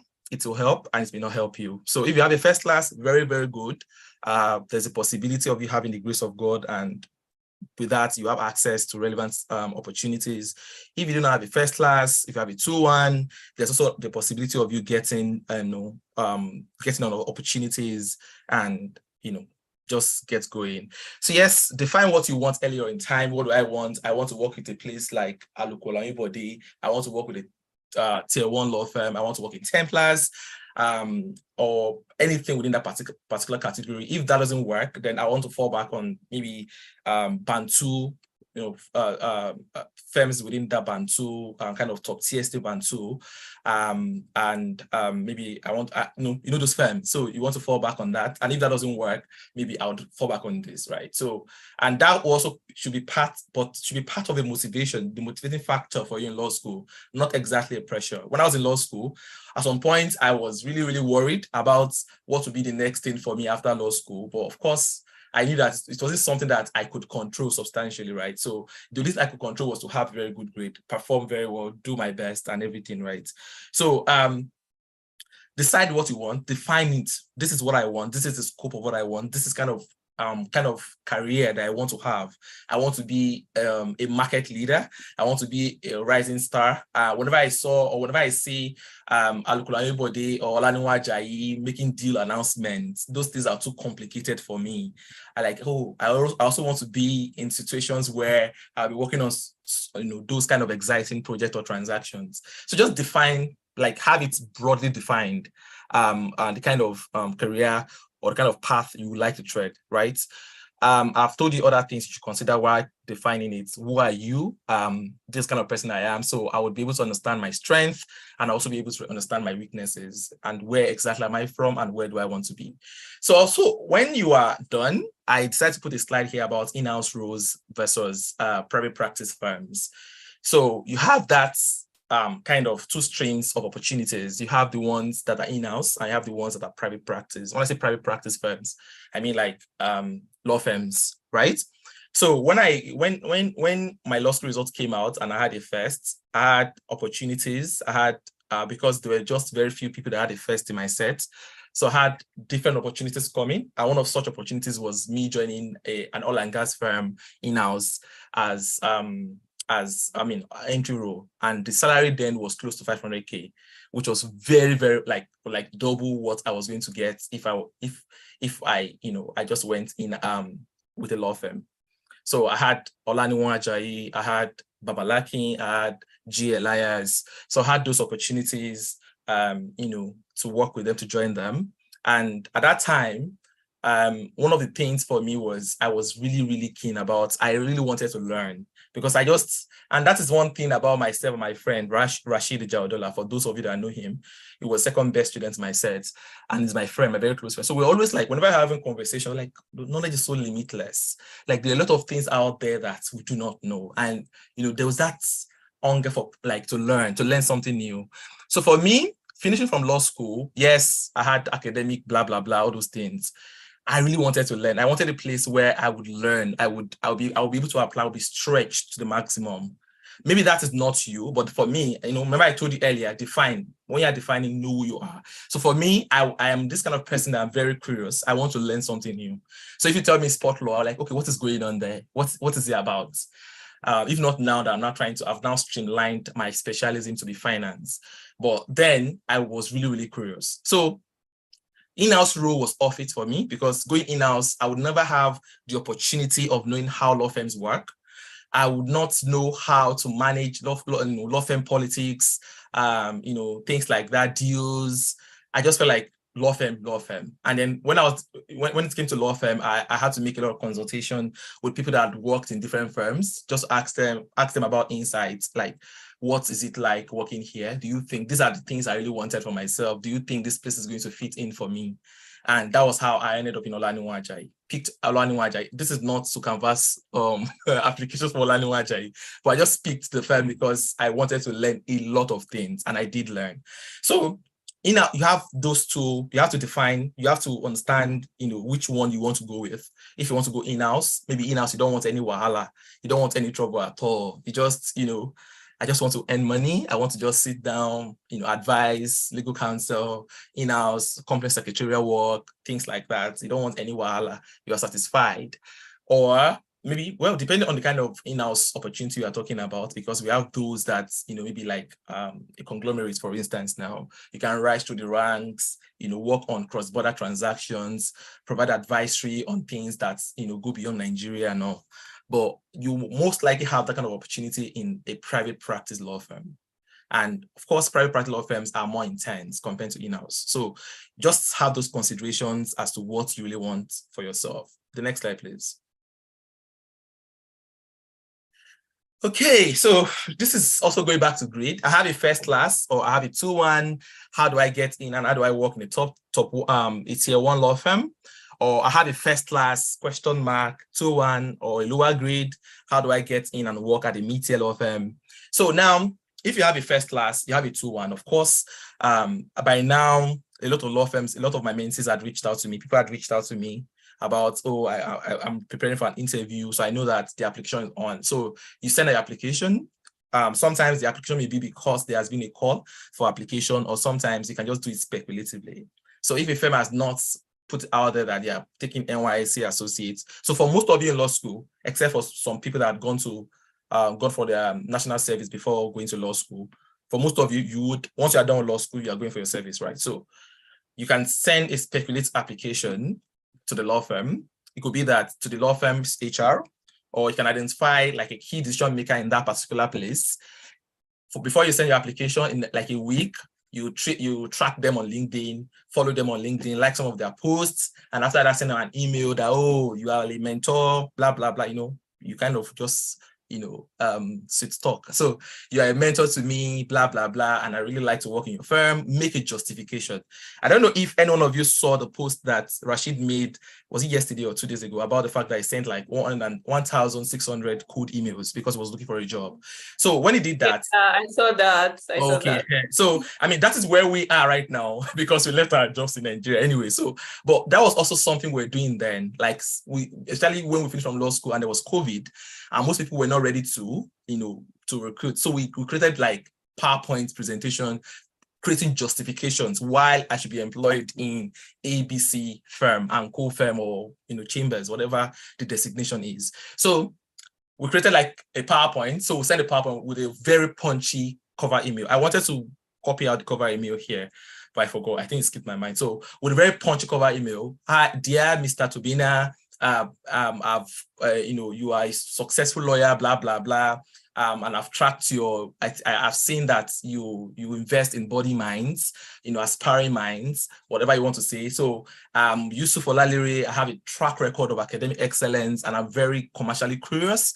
I want to work. So that kind of punchy something. And, he's on the call. So you may just see the email and you're like, oh, I think this is exceptional. This is not what the crowd, like what every other person would do. And the person will request for a call or just reply your email. Sometimes it could be rejection. Oh, I'm so sorry. We are not recruiting at the time. And sometimes it could be like, oh, that's very good. I'm happy to have a chat with you. That was what happened with me to Olaniwan Ajayi. I just sent a code email. I just sent a code email to Professor Coyne. I'm not asking all of you to send a code email to Professor Coyne, but this is just an example. So I just sent a code email to Professor Coyne that, oh, Professor Coyne, blah, blah, blah. I'd read about him and I put just a punchy kind of email. I sent it to him and he said, okay, good, Yusuf, let's just have a chat. You have a chat with our HR team. And with that, I did not go through the normal recruitment procedure of having to write a test. I never wrote LSAT. So writing a test, the first level interview, I just went straight to the partners level interview. So that's something you can do. So that's if you have a first class or a 2-1, because of course you can always speak from your competence, like from the apparent competence. Don't let me talk about competence. So like, oh, I have a first class. It's so sweet to say. I have a 2-1. Okay, I graded top. Maybe if you're saying 2-1, I can say I graded top like 10% or the number of people that had a 2-1 in your set in that for that particular year. So maybe I graded top 10% or 15% of my class, blah, blah, blah. So now if you don't have a 2-1 or a first class, what do you do? Of course, you may decide to go with a top tier firm, try your luck with it. But the reality is the fact that most top tier firms or tier 1 firms would not want to take you because you have less than a 2-1, maybe 2-2. Yes, I just remember the point now. So they may not want to take you. So what will you do? You can go with a mid-tier firm. You can just send an email to a mid-tier firm and, apply with them. You know that is not a destination. When I was in Olaniwan Ajayi, of course, I knew that Olaniwan Ajayi was it's a very big firm, but I knew that was not my destination. That was not where I really wanted to be. So same thing with if you have a 2-2, you have a pass, there's no need for you to be hustling. I mean, you want to try your luck, but there's no need for you to hustle or make yourself feel bad by having to go for maybe the top 5 firms or the top 10 firms in the country. Just go with mid-tier firms. What you're going to do then is that, okay, for those mid-tier firms, you're going to work. You have to show that you are really hungry to learn. You want to, and then a year after your NYSC, a year after, maybe after spending like 2 years, you can then just put in an associate application at Olaniwan Ajayi or in Alukulani Body or in the Bangwan in Godalo or, firms or Templars. So at that time, you are coming as an experienced associate because you'll be able to speak to the transactions that you did while in a top mid-tier firm. So one of the errors that people make at this stage is, okay, maybe you maybe God forbid, your law school result comes out, you don't have a 2-1 or you don't have a first class, you have a 2-2 or you have a pass. You're just like, okay, that's the end of my career. I just have to start working at the magistrate court. Yes, you can work at the magistrate court if that's what you want, but that's if you had really aspired, maybe before your bar final, you had aspired that I really want to work at a tier 1 firm. That is not the end. You can always join a mid-tier firm. When you join them, be a hard worker, like work very hard. That you are not at the comfort zone yet. Like you can't rest. So you have to work extra. So work extra, get on transactions, ask for this, ask for that. Well, I want to be a part of this, I want to be part of that. Build your deal sheet. There's something called deal sheet, like experiences, the things you've worked on. And then, that's what you now front load to a top tier firm later if you want to go to that particular dream firm. That's your dream firm. That's what you now used to. Okay, I'm an experienced associate, and I think I'll be able to, I'm very suitable for the role of an associate in the firm. So sometimes the reason I put a question mark for first class, sometimes you may have a first class, and that was what I said earlier, and you may not find yourself, you may not have the opportunity of working with a tier 1 firm. So it's not the end of it. Also, same thing. It really depends on what you want. 1 year, 2 years, 3 years, you can, and if you are comfortable in a mid-tier firm. For instance, when I was working in Nigeria, I say this, and I say it without any qualification, that when I was working in Nigeria, when I was working in the firm I was with in Nigeria, of course, all of you know the firm. At some point, I was like, oh my God, I shouldn't have just come here, because it was as though I did not even know anything, because there were a lot of things going on, and I think I was not shining. Like shining in the sense that at some point, I had to go back to my court to bar video, like, this was me now. I mean, what is going on here? If I had known, probably just have gone to one of the mid-tier firms that reached out to me then. Probably there, anything I said would just be taken, and they were just like, oh, yes, that is useful, Larry. And I will feel okay. I said I felt that way at some point, and before I then realized that, well, you just have to learn on the jobs. And yes, everything went okay. So what I'm saying in essence is you can also have a first class, and maybe at the end of the day, like Omotayo said earlier, you are not able to get job in a tier 1 law firm in Nigeria. Sometimes it could also be that for people that have 2-1, it could also be that, or let's say you've had a 2-1 from your undergrad. I know like Aluko and blah, blah, blah. Most of the firms are already recruiting for the NYSC associates, including Templars, I think. So you're already part of the recruitment, and you've scaled through all the processes, including the interview. So they're giving you like conditional offer. They'll give you a conditional offer that join us before your law school result comes out. And when you join us, when your law school result comes out, you should not have less than 2-1 or a first class. What I tell my mentees, what I tell them is, if it's a firm that you know that you've asked other people that, this firm, they are very strict with their 2-1, maybe don't even take the conditional offer. Just, maybe they're very strict. I know some firms are very strict with that 2-1. Like if you have less than 2-1, they will just ask you to go back home. You don't want to work on the island and go back to the mainland, right? So don't even try to lead yourself on and do that. So just go with something within your capacity or your qualification. Now, so for some firms, I know that if at the end of the day you did not make a first class, but you make a 2-1 or even 2-2, they will feel like, oh, for you to have passed our recruitment processes, right? And that's why it's good for you to apply early. For you to have been considered for a conditional offer, you are a smart person. So something could have gone wrong in the course of writing your bar finals. So they will waive it for you. It has happened before, right? So start early, apply early, get in, get the conditional offer, ensure that it's a firm that they can waive. They waive it before and they'll wait for you. And then, when it happens, God forbid, if you have a first class, good. So if you don't have a first class, there's a firm that they will recognize the fact that something, bar final is within just 1 week, and anything that can happen within that 1 week, God forbid, that may affect your grade, right? So, and they'll waive it for you. Good.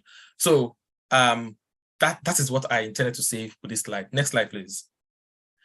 So how do you stand out? Sorry, Yusuf, just before you go ahead, please, if you have any questions for Yusuf, feel free to drop it in the Q&A session. He's more than capable.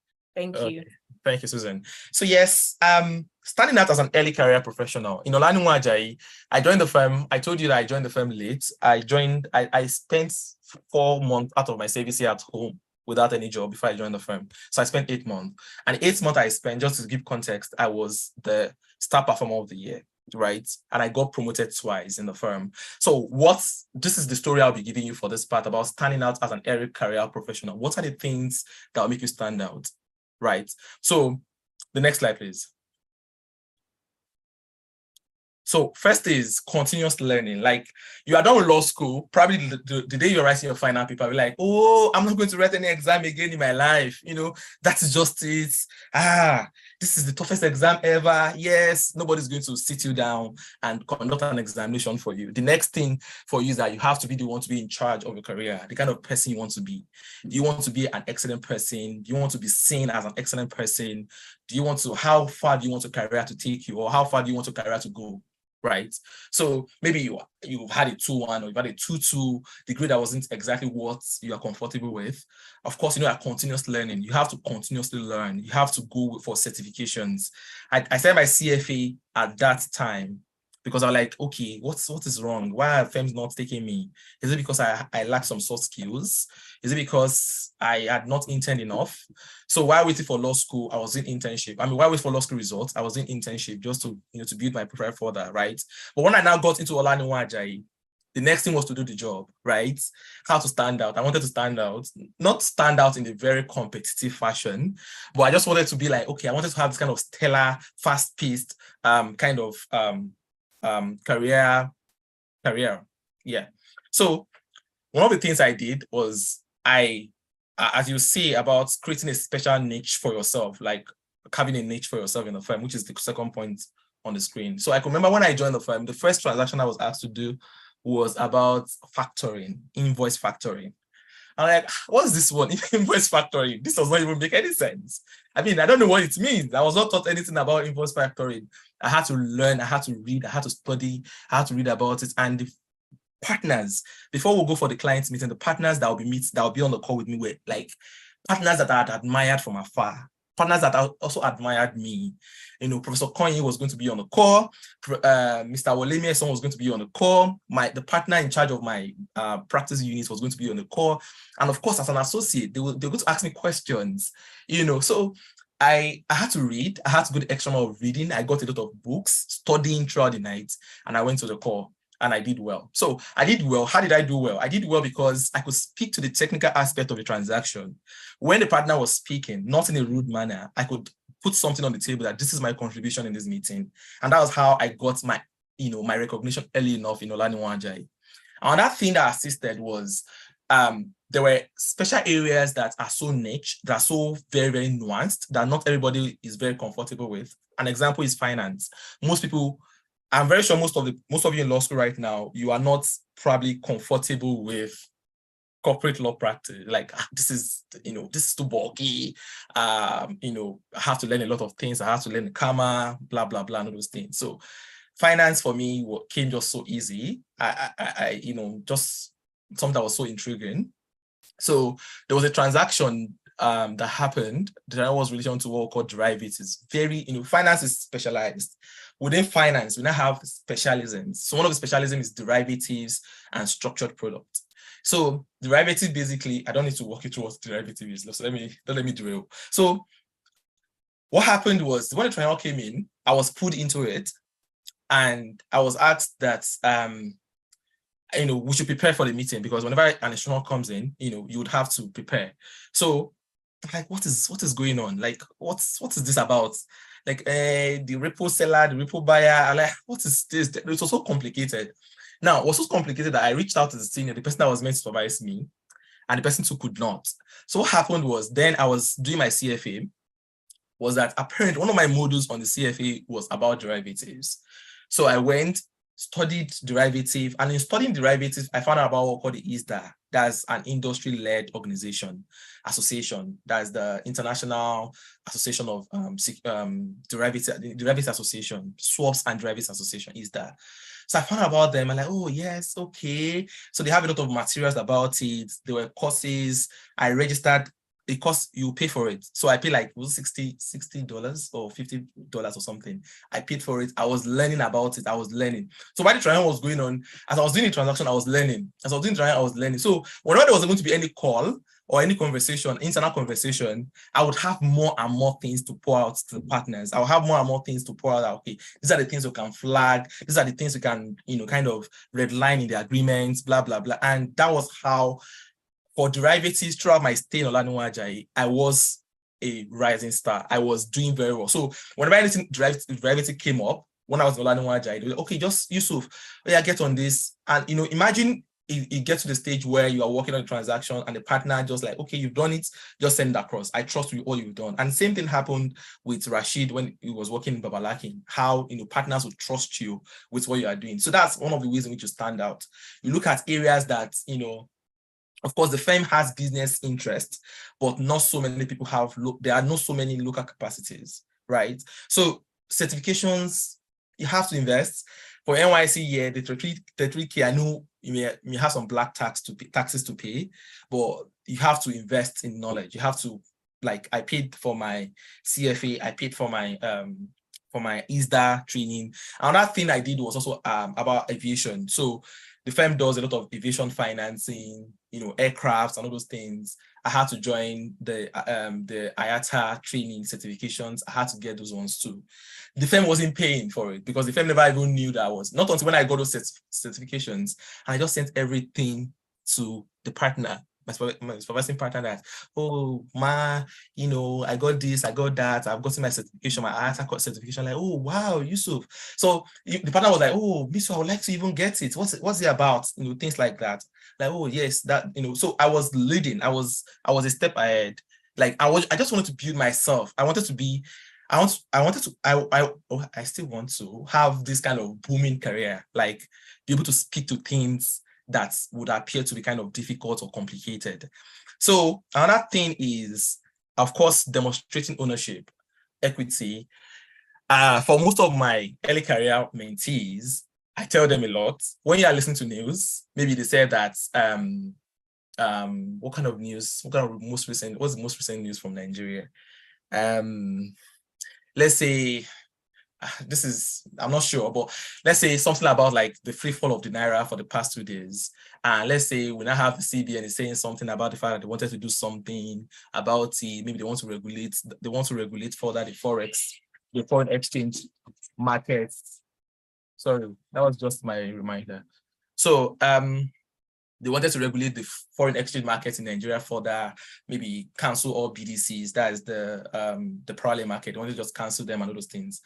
So you've read the news, it wouldn't stop. You not just read it and just let it go. What will you do? You copy the news, send it to your partner or to the senior associates that, oh, I just read this and I believe that the firm has capabilities. Can we send an RFP for this? Or can we just send a pitch to them? I'm happy to hold the pen on this. Like, I was always doing it. So whenever something happened, maybe I just read something that, oh, your state is doing this, Lagos State wants to do the red line project red line about new train, or let's say Cross River State is also trying to do something similar to the blue line in Lagos State. Okay, I know that, this is something within the project and infrastructure. I can always, just send that news to the partner that, okay, this is, so because the partner is more experienced, the partner will just, oh yes, Yusuf brought this, and they will just circulate. And that is how you keep on building reputation for yourself in the firm. Like, oh, this boy is always bringing business, because the firm will be happy with you. The person you are working with will be happy with you that, yes, this boy is always trying to find ways for us to make more money. I know in some firms also, and the firm I was in, when you bring in job, maybe you're able to, you have the connect. They will give you some cuts. They'll give you some percentages when they get their fees. That's another, like, you even monetize it. You get money when if the transaction is successful. So when you demonstrate ownership, when you build you show equity. Another thing is there are shortcuts to it, but I'm not going to say the shortcut because I really want you to have a good career. One of the shortcuts was, there's this person that used to do this, that, okay, he would most likely try to send his emails, his work out midnight, just to show to the partner. But that was an eye service. That's not you doing the work. Like, okay, maybe I'm sending an email to the partner midnight. That suggests that I am not sleeping well enough. That is toxicity, right? Maybe if the place is a place where they celebrate you having to work throughout the night. But continuously learn, get certifications, have a niche, go for areas like I've told you about my derivatives and aviation experience. Also be commercially curious. When something is going on, like when I was in Olanu Ajayi, because I was on NYSA, and then the Olanu Ajayi, they used to do something called pool system where you are in every practice unit. So whenever an email came in, maybe about a transaction, or I heard that Olanu Ajayi was what I advised on XYZ transaction, what I would do was to reach out to the people internally. Oh, did you know about that transaction? Please, do you have any documentation about that transaction? I wanted to just know about it. I wanted to know about it. Why? Because maybe someone outside the firm, maybe a junior now, and I say, oh, Yusuf, please, I heard that your firm, because that's how they will say, your firm advised on this. Are you able to speak to me about it? That's actually not my practice unit. Especially for people that I know that I'm in finance. Like, oh, you're still not able to speak to project finance. That is quite a shame. So, these are some of the hints on how to stand out as an early career professional. Continuously learn, have a niche for yourself, be commercially curious, and of course, demonstrate ownership or equity. Next slide. Of course, apart from that's the immediate goal. When you get into a firm, you are doing NYSC, some of the firms would have to put through a lot of assessments. They have KPIs to assess you, for them to know if they are going to retain you after NYSC, for you to become an associate. Those ones were immediate considerations, how to stand out as an early career professional. Now you're an associate. What are your midterm plans? Like, what do you really, how do you want to be more professional? How do you want to show expertise, a great expertise? So this place, of course, I probably must have been speaking from the angle of a solicitor, that's a transaction lawyer, as opposed to a litigator, that's someone that goes to courts or that handles, contentious matters. But here, I've tried to bifurcate it under two headings. The one for people that are court-oriented. Maybe I'm very sure someone would ask me the question, how did I switch from being a court-oriented kind of person to now being a transactional person, a finance lawyer? I would answer that subsequently. But so for your midterm plans, if you're going to be, next slide, if you're going to be, maybe you want to go to court and you want to be, maybe your plan is to become an SAN, you want to get to a firm where you're going to build your portfolio very easily and early enough. There's some firms, and that's why you have to speak to people ahead of you, people that work in the firm. I know there's some firms in Nigeria where, as an NYSA and as a first-year associate, even if you draft, of course, you'll be the one to originate the first draft of most of the court processes. Your name will not appear in the franking of when the documents to be franked. Your name will not appear. If your name does not appear, probably did not appear in the substantive part of the matter, you most likely not be able to add it as part of a portfolio or to build your portfolio towards becoming a senior advocate. So you want to be in a firm where they will give you the opportunity to go to probably Court of Superior Court. You want to go to the High Court, want to go to the Court of Appeal, the Supreme Court. They want to give the opportunity for your name to appear on their court processes. Also, you want to go to a firm where maybe some of the partners or your partner is able to, they understand what you want and they're able to breed you. Or the partner is maybe an SAN, if that fancies you, an SAN, and then you want, okay, because this person is an SAN, this person will be able to breed me or build me enough for sanship. So just ask questions, reach out to people ahead of you. This firm, how is it like? How is the litigation team like? And it's good also in a firm where there are some firms that are very, very particular about litigation. They are just for litigation. And there are some that are full service. So you also have to decide, okay, this firm, I've done my NY, I've done my service here with them. Do I think the way their litigation team is working, do I think it's something that really aligns with my midterm and long-term goal to become a senior advocate of Nigeria? Right. So ask those questions and build your portfolio. For a transactional lawyer on the other part, it's slightly different. The next slide, please. So for a transactional lawyer, of course, maybe your plan is to be a rising star or to be market leader. I put a question mark. Yes, it can be first year associate or second year associate and you'll be ranked as a market leader. It's just for you to be at the right place. So if you are with a firm and the firm is trying to, I think towards the end of the year, the firm will gather their experiences and send it to the ranking bodies that maybe Legal 500 or chambers and what have you. So when they are doing that, it's possible that they can just insert your name on one of the key transactions we worked on, and they will insert, and those people look at the transaction like, oh, this is good. This person should be a rising star. I know someone that became a rising star in less than 2 years, or in 2 years, in less than 3 years. So that could be part of your aspirations as a transactional lawyer. It could also be that, do you need a master's degree? I did not ask myself this question when I started my master's degree, like MSc in law and finance. I did that. If you ask me, one of my motivations for master's in law and finance, the MLF in Oxford, was just because I felt like I wanted to dig deeper. I wanted to go more into, finance. I wanted to know what finance is. And of course, Oxford showed me shiggy with that finance, but God is supreme. So, do you need a master's for you to get to where you want to be? If you want to be a partner in the firm, look at the partnership. Do partners on the firm, do they have master's degree? Or what really distinguishes them to become partners? So that's if that is what you want as a transactional lawyer. Like, okay, I want to be a partner in this firm. Do I need a master's degree? The other ways, I've told you certifications, the other ways in which you can distinguish yourself. Showcase your expertise unapologetically, but do not lie. If you've worked on a transaction and the firm has given the go-ahead for announcement to be made, please take note of the qualification. The firm has said, okay, you can make announcements, you can announce that you worked on this deal or something. Please go to your LinkedIn. I did not do that. It's part of the regret. I hardly did that. So, showcase your expertise, show that you're having a great expertise in this particular field. Speak to the transactions that you've worked on, and don't be apologetic, but don't feel like, oh, people feel like you are being pompous or you're just trying to show off. Those people maybe do not matter. The people that matter are the people that will feel like, oh, this is a rising star and he needs or she needs support. Of course, the next thing I'm going to speak to is about multiple qualifications. Do you need it? Yes or no? It really depends on what you want for yourself. Multiple qualifications, you can decide to get. I did not know so much about this, but now that I know, and that's what I'm sharing, you can decide to get qualified in the UK, even within Nigeria. Like, while in it, you don't have to transfer. You don't have to come to Oxford or come to any UK university for you to get qualified in the UK, right? So you can write your SQE1. So it's not qualifying examination. You can write SQE1 from Nigeria. Right. So the fact that you are qualified from Nigeria, because common law, quite similar to common law, there's no waiver, there's no automatic waiver for you.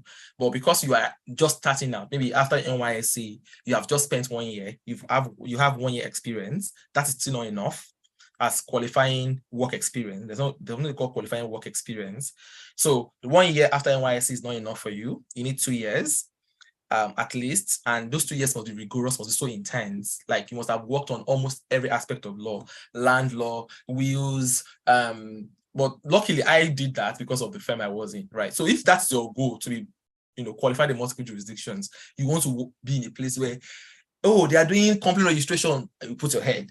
You are doing this because you just want to build a portfolio. You know, you have a bigger goal.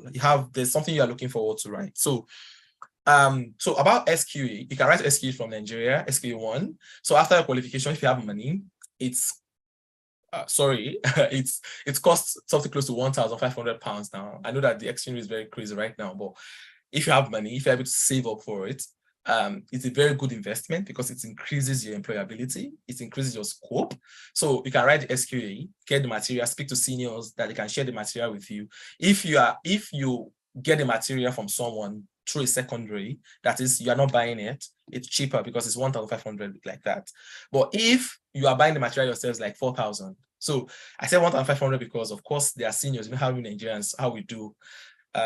We don't respect copyright so much, so we just share materials, e-copies. So £1,500, you can do your SKE from Nigeria, pass it. Once you pass it, you know that, okay, the next thing is just for me to work for extra 2 years, build my portfolio for that, and I'll get a waiver for SQE2. So SQE2 in the UK, you don't have to, if you have a qualifying work experience, you work for 2 years, and those experiences are so broad, they're so intense, to show what would have happened to an associate in the UK market. You don't have to write SQE2, you just get a waiver for it because it's based on skills. So your first year, you're able to save up, and that is where you have to know where you're from. If you are from a background that has money and things like that. So just know what you want.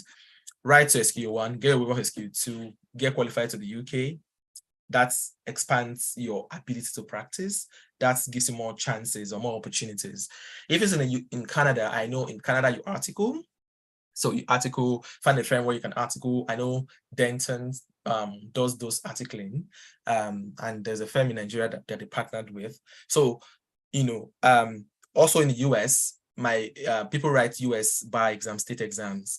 But before you do that, you must have, there are some administrative part of it, and there are some courses that you must be in the US. I think based on because like 3 of my friends wrote US bar exam, state bar exam. There are some courses that you must take. So I think that may require you to be in the US. I'm not so sure, but you have to take some courses introducing to the US legal system, things like that, just to make it faster for you. I think you can prepare for it in less than 4 months. So because you have gone through law school, and of course, BAFANA is very, very tough. It's very, very difficult. It's one of the most difficult exams I've written in my life. I believe that any other one, I've not written those exams, but from what my friends have told me, I believe that those other ones are probably going to be a walkover for you. So US, UK, I've included this. This is like another thing I just discovered, and that's why I decided to bring this out, is that when you're coming for your, if you want to do a master's, you can decide to use one stone to kill 2 birds. So you can decide to, like, there's a big deal going to like Russell schools, like University of Oxford or University of Cambridge for a master's, because of the expertise there, because of the leading scholars in those schools, and because of the name, right? But if what you are looking at is, I want to immediately increase your employability, I want to be making more money, right? What you can do is to go to University of Law. University of Law combines the LLM with SQA, such that you be doing LLM and prepare SQA. You do everything together, so they are combined. And the money you are spending, like in University of Oxford, my school fees was close to £44,000, right? And when I checked the price for this was not up to £44,000. Maybe I was paying for Oxford name anyways, but what I'm saying is, you can, so if your goal is, I want to have more I want to increase my employability ratio or what have you, this is probably a better option. But if I want to also go with the tradition of having to get a degree from Oxford or a degree from Cambridge or a degree from Harvard, good, you can go with that. It really depends on what you want. So for me, I'm asking myself, could I have gone with this SQE? Maybe not, because I had 2 years of experience in Nigeria already, and I also have I already have my 3-year qualifying work experience, and maybe this wouldn't work for me. All I need to just do now is just write my SQE1 if I do not get a waiver, and then I'm good to go. But maybe for someone that's more probably younger than I am, or more junior than I am at the bar, maybe it may be good for you to consider this, right? So that's why I just put it on the screen. Next slide. I think I've spent so much time. Okay, So okay, sorry. What could I have done differently, or what would I have done differently? That's a slide about it. Like me looking back, I think I've mentioned some, but let me just look at the ones on the slide. Next slide. So the first is network more beyond your workspace and knowledge sharing. So for instance, for me, because when I joined Olanuwa, I'm actually very kind of introverted kind of person. I am not someone that would speak so often on social media. So my networking in the firm was also very limited to my workspace, like only people that was probably working with in close connection. So I only knew most people in finance, most people in government business. But in other parts, maybe I would just know them by their name. For instance, I can remember the day I went to the firm, and because I was working from home, Olanuwa allowed me to work from home. I was working from home most of the time. Someone went like, Larry, and like, this is the Yusuf. Like, so this is the Yusuf. Wow, we never knew that you were in Lagos. We thought you were in Abuja. Like, well, this is me. So I was not really networking, and that really is affecting me now, even up to now, because some people that I worked in Olanuwa that probably I just needed to put me some things. It's quite difficult for me to establish a conversation that, okay, oh, so I did a different thing if I'd networked more when I was working. So network more, knowledge sharing, beyond knowledge sharing. For me at that time, to just work and knowledge. If you're able to, for us to brainstorm, learn about stuff and all those things, those are the things that I was networking on. The next thing is work-life balance. So because I was really hungry, I wanted to learn so many things. I wanted to build my deal sheet. I wanted to have so many experiences on my CV. I wanted to build a CV of probably someone that was 4 year. At the time, I was 2 year, post-core. So I was working, anything that even the partners on point, like, Larry, are you sure you're not taking more than you can chew? Like, no, I'm good. So work-life balance was in shambles, was rubbish. Like, I was having less time. I lost some friends. I was losing touch with a lot of things. More global approach, transferable experience. Like, for me now, if I'm speaking to a mentee, I would say that use what we call like 60-40 kind of rule, what I just kind of created, like 60-40 rule.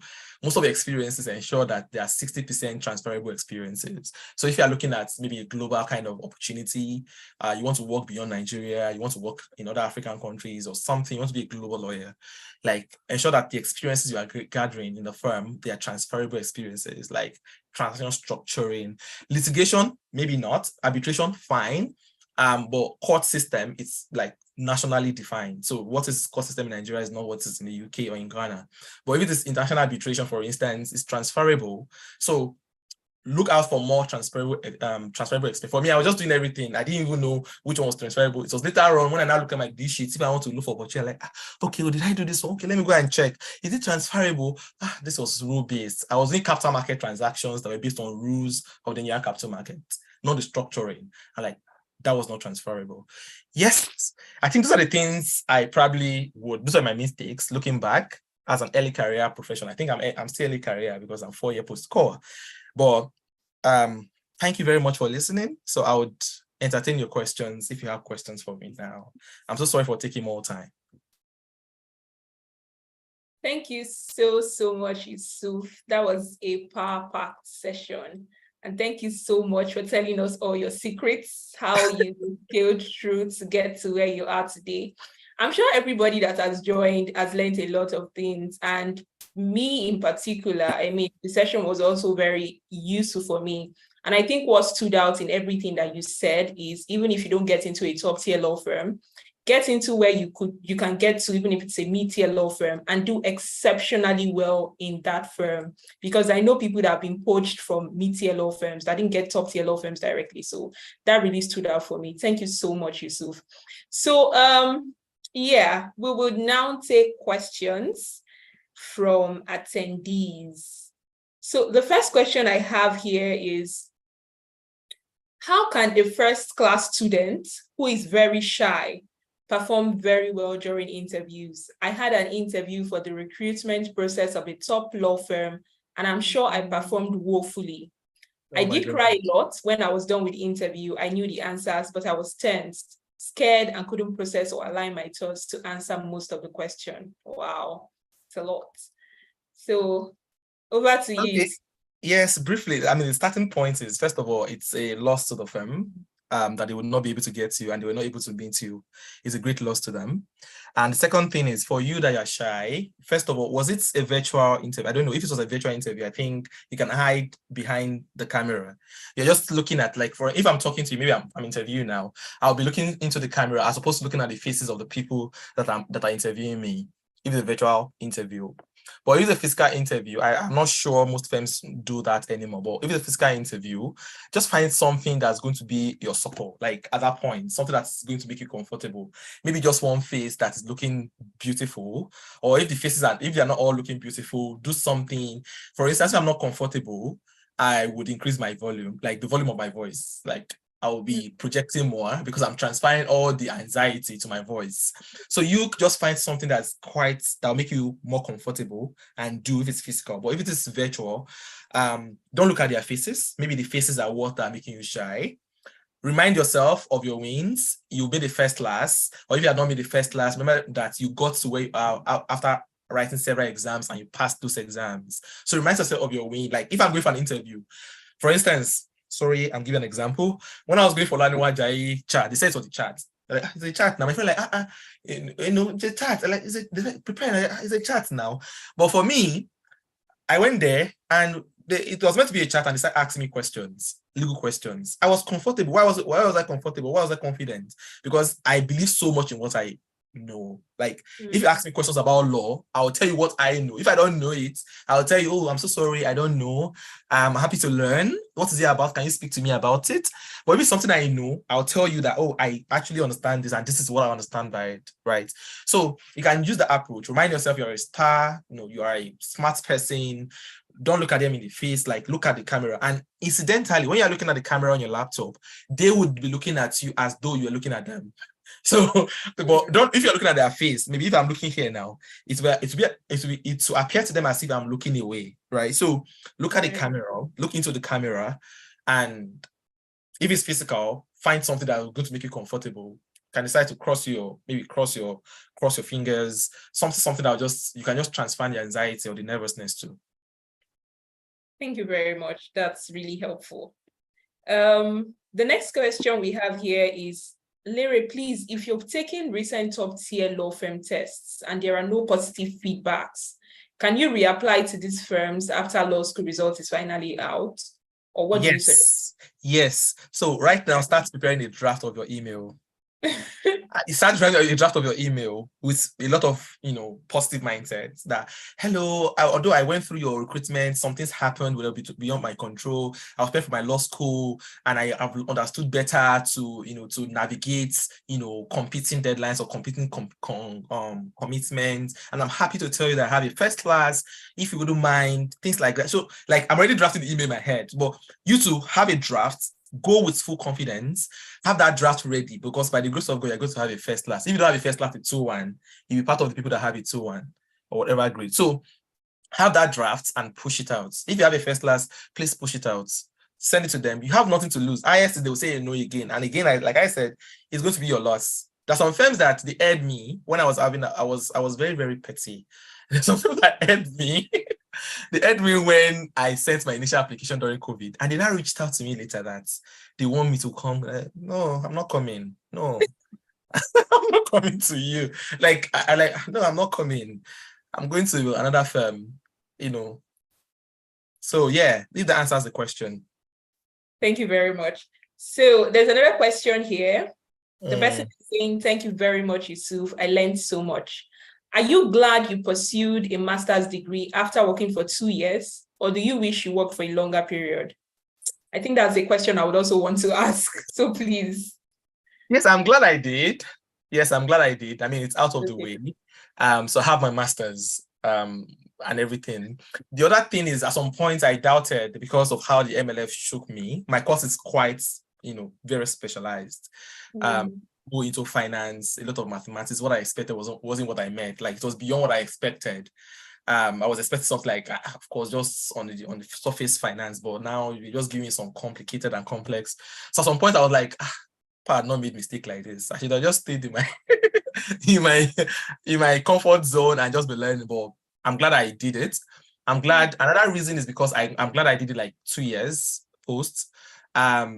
So one of the things I'm going to share this insight with you, with everybody on the call. So one of the things I've observed is, even if it's your goal, it's not a must for you to jackpot or to have to go out of the country to go and do your studies or whatever, right? Or to work out of the country. But if it's your goal, if you like spend 5 years in Nigeria, when you come back, they are going to discriminate against you. So there's a discrimination in every foreign market. They discriminate, like, they're like, where are you from? Like, sometimes if you ask me now, where are you qualified? I say, I'll tell you, if I'm introducing myself, I say, I'm common law qualified. Oh, common law qualified. Most likely, some people may not ask me further that which common law. They're like, okay, I like, okay, I've been able to waive it. But some people are like, oh, what about common law? And I say, oh, Nigeria. But for me, the firm I was with has offices everywhere. Like, oh, but I was also working with the London office. So it's always a difficult conversation. Same thing with people that have spent 4, 5, 6 years. Some people will tell you that. But when you send the application, they was like, maybe you want to cross over to a firm in UK or in the US or whatever, they will like, this person is qualified from Nigeria. Maybe you may not have kind of experience, or you may not be doing like something similar to what they do in their office. So there may be an issue. But for me now, I've done it. Now let's be facing discrimination over and over. I work with a company right now, in-house. I'm doing an in-house role. Rashid got a job. At the end of the day, we are able to face early enough. We're not living under the delusion that maybe after 4 years or 5 years, we're going to get a job. There are people also that maybe they spent a year, or they even spent up to a year and they got a job. So like, it's just your own story, your own great story, blah, blah, blah, and everything. So I'm glad I'm glad that I did my master's and I've got out of the way. I have insight about other markets. I see how things work there and all those things. There's a friend of mine that told me, I don't know if the friend is on the call, there's a friend of mine that told me about the fact that I partner in one of these. So sometimes I regret, like, I wish Nigeria was better. That maybe when I finished my master's, I would have just returned to the firm I was working with, or maybe another firm or something. I just wish Nigeria was better. Because at some time, like now, maybe that's someone will regret. Like I wish Nigeria was better. I'll just go back. What's going on here? So a partner was telling a friend that the only thing that makes sense on your CV, everything, the only thing that makes sense on your CV is fine, you attended Oxford. So so you look at me finish, like you look at me from head to toe, all the academic accolades. I have a first class, I was the best student in my set, this, and I said the only thing that makes sense. And the partner said, well, the thing is, we don't trust your legal education in Nigeria. And wow. It's glaring because I taught 100 level, first year students in Oxford, and I could compare what they knew, how the class was, to what was it like when I was in UI. Of course, we were trying, but not exactly comparable. So they're like, oh, we don't trust your legal education, blah, blah, blah. And we don't trust kind of experiences that you had in Nigeria. And that was it. That was that partner's bias against Nigeria. That's just an example. That does not mean that people had not got job, or Nigerians did not get to those firms and did well. Like Sage got a job with a very big firm in the UK. So, but the fact that I've done my master's and I did it early enough, 2 years, minimum of 2 years, or if you think maybe you want to get it done early enough, 1 year after your NYSC, you can, but just know that you're not going to get a lateral role. You're going to maybe do a training contract. There's something called training contract or vacation schemes before you're able to get into associates. Like you have to do 2 years training contract, but the salary is still better compared to the salary of an associate in Nigeria anyways. But so you have to go through training contracts, vacation schemes. If you're comfortable with that, fine. But if on the other hand, you want to get lateral hiring opportunities, you want to become an associate there, minimum of 2 years, and those 2 years must be intense, do a lot of transactions, get on things, be very, like, your eyes should just be capturing everything. And then, but if not, you can wait for 3 years. It really depends on you. Thank you so much, Yusuf. And I think we don't have any other questions for you, which is a testament to the fact that you did a very good job at speaking to the students here today. Thank you so much for having us and for being here today. And I'm sure the students are saying their thank you wherever they are. So with this, we will come to the end of the session. I believe Mr. Tope Nairochekwe would have the closing remarks now. Thank you so much, Yusuf, and Omotayo once again. You're welcome, Suzanne. Thank you. Thank you, Suzanne. Yusuf, what can I say, man? This was really very illuminating, very direct, very on point. Thank you very much for your kindness in joining us today and sharing your experiences with us. There's a lot going on at our end, and we will always call on people like you. I'm sure you know we have a mentorship initiative going on, so don't be upset if we reach out to you and say, hey, can you help out with this, or can you bring your perspectives to this? But very illuminating session. I know that a lot of the students would have said, wow, they wished they didn't have exams so they can focus 100% on this. So it's probably something we'll have to rerun again, this aspect of it. But thank you very much, and we're very grateful. I'm grateful also to Tayo. I'm grateful to Chineku. I'm grateful to every member of the team. I think the last session will be tomorrow. And I encourage all those who want to join in tomorrow. I know people are asking for the recordings, the slides, and all of that. We'll try to make them available so that people can benefit from them. But I'm truly, truly grateful. And on behalf of the Institute of Continuing Legal Education of the NBA, I say a big thank you to you, Yusuf, Olalere, to Omotayo, to Susan, to Chineku, and to all of you who have participated today. Thank you all for coming, and God bless you all. See you tomorrow for those who will join in tomorrow. God bless. Thank you very much, sir. Bye, everyone. Bye, Susan. Bye-bye. Bye, sir.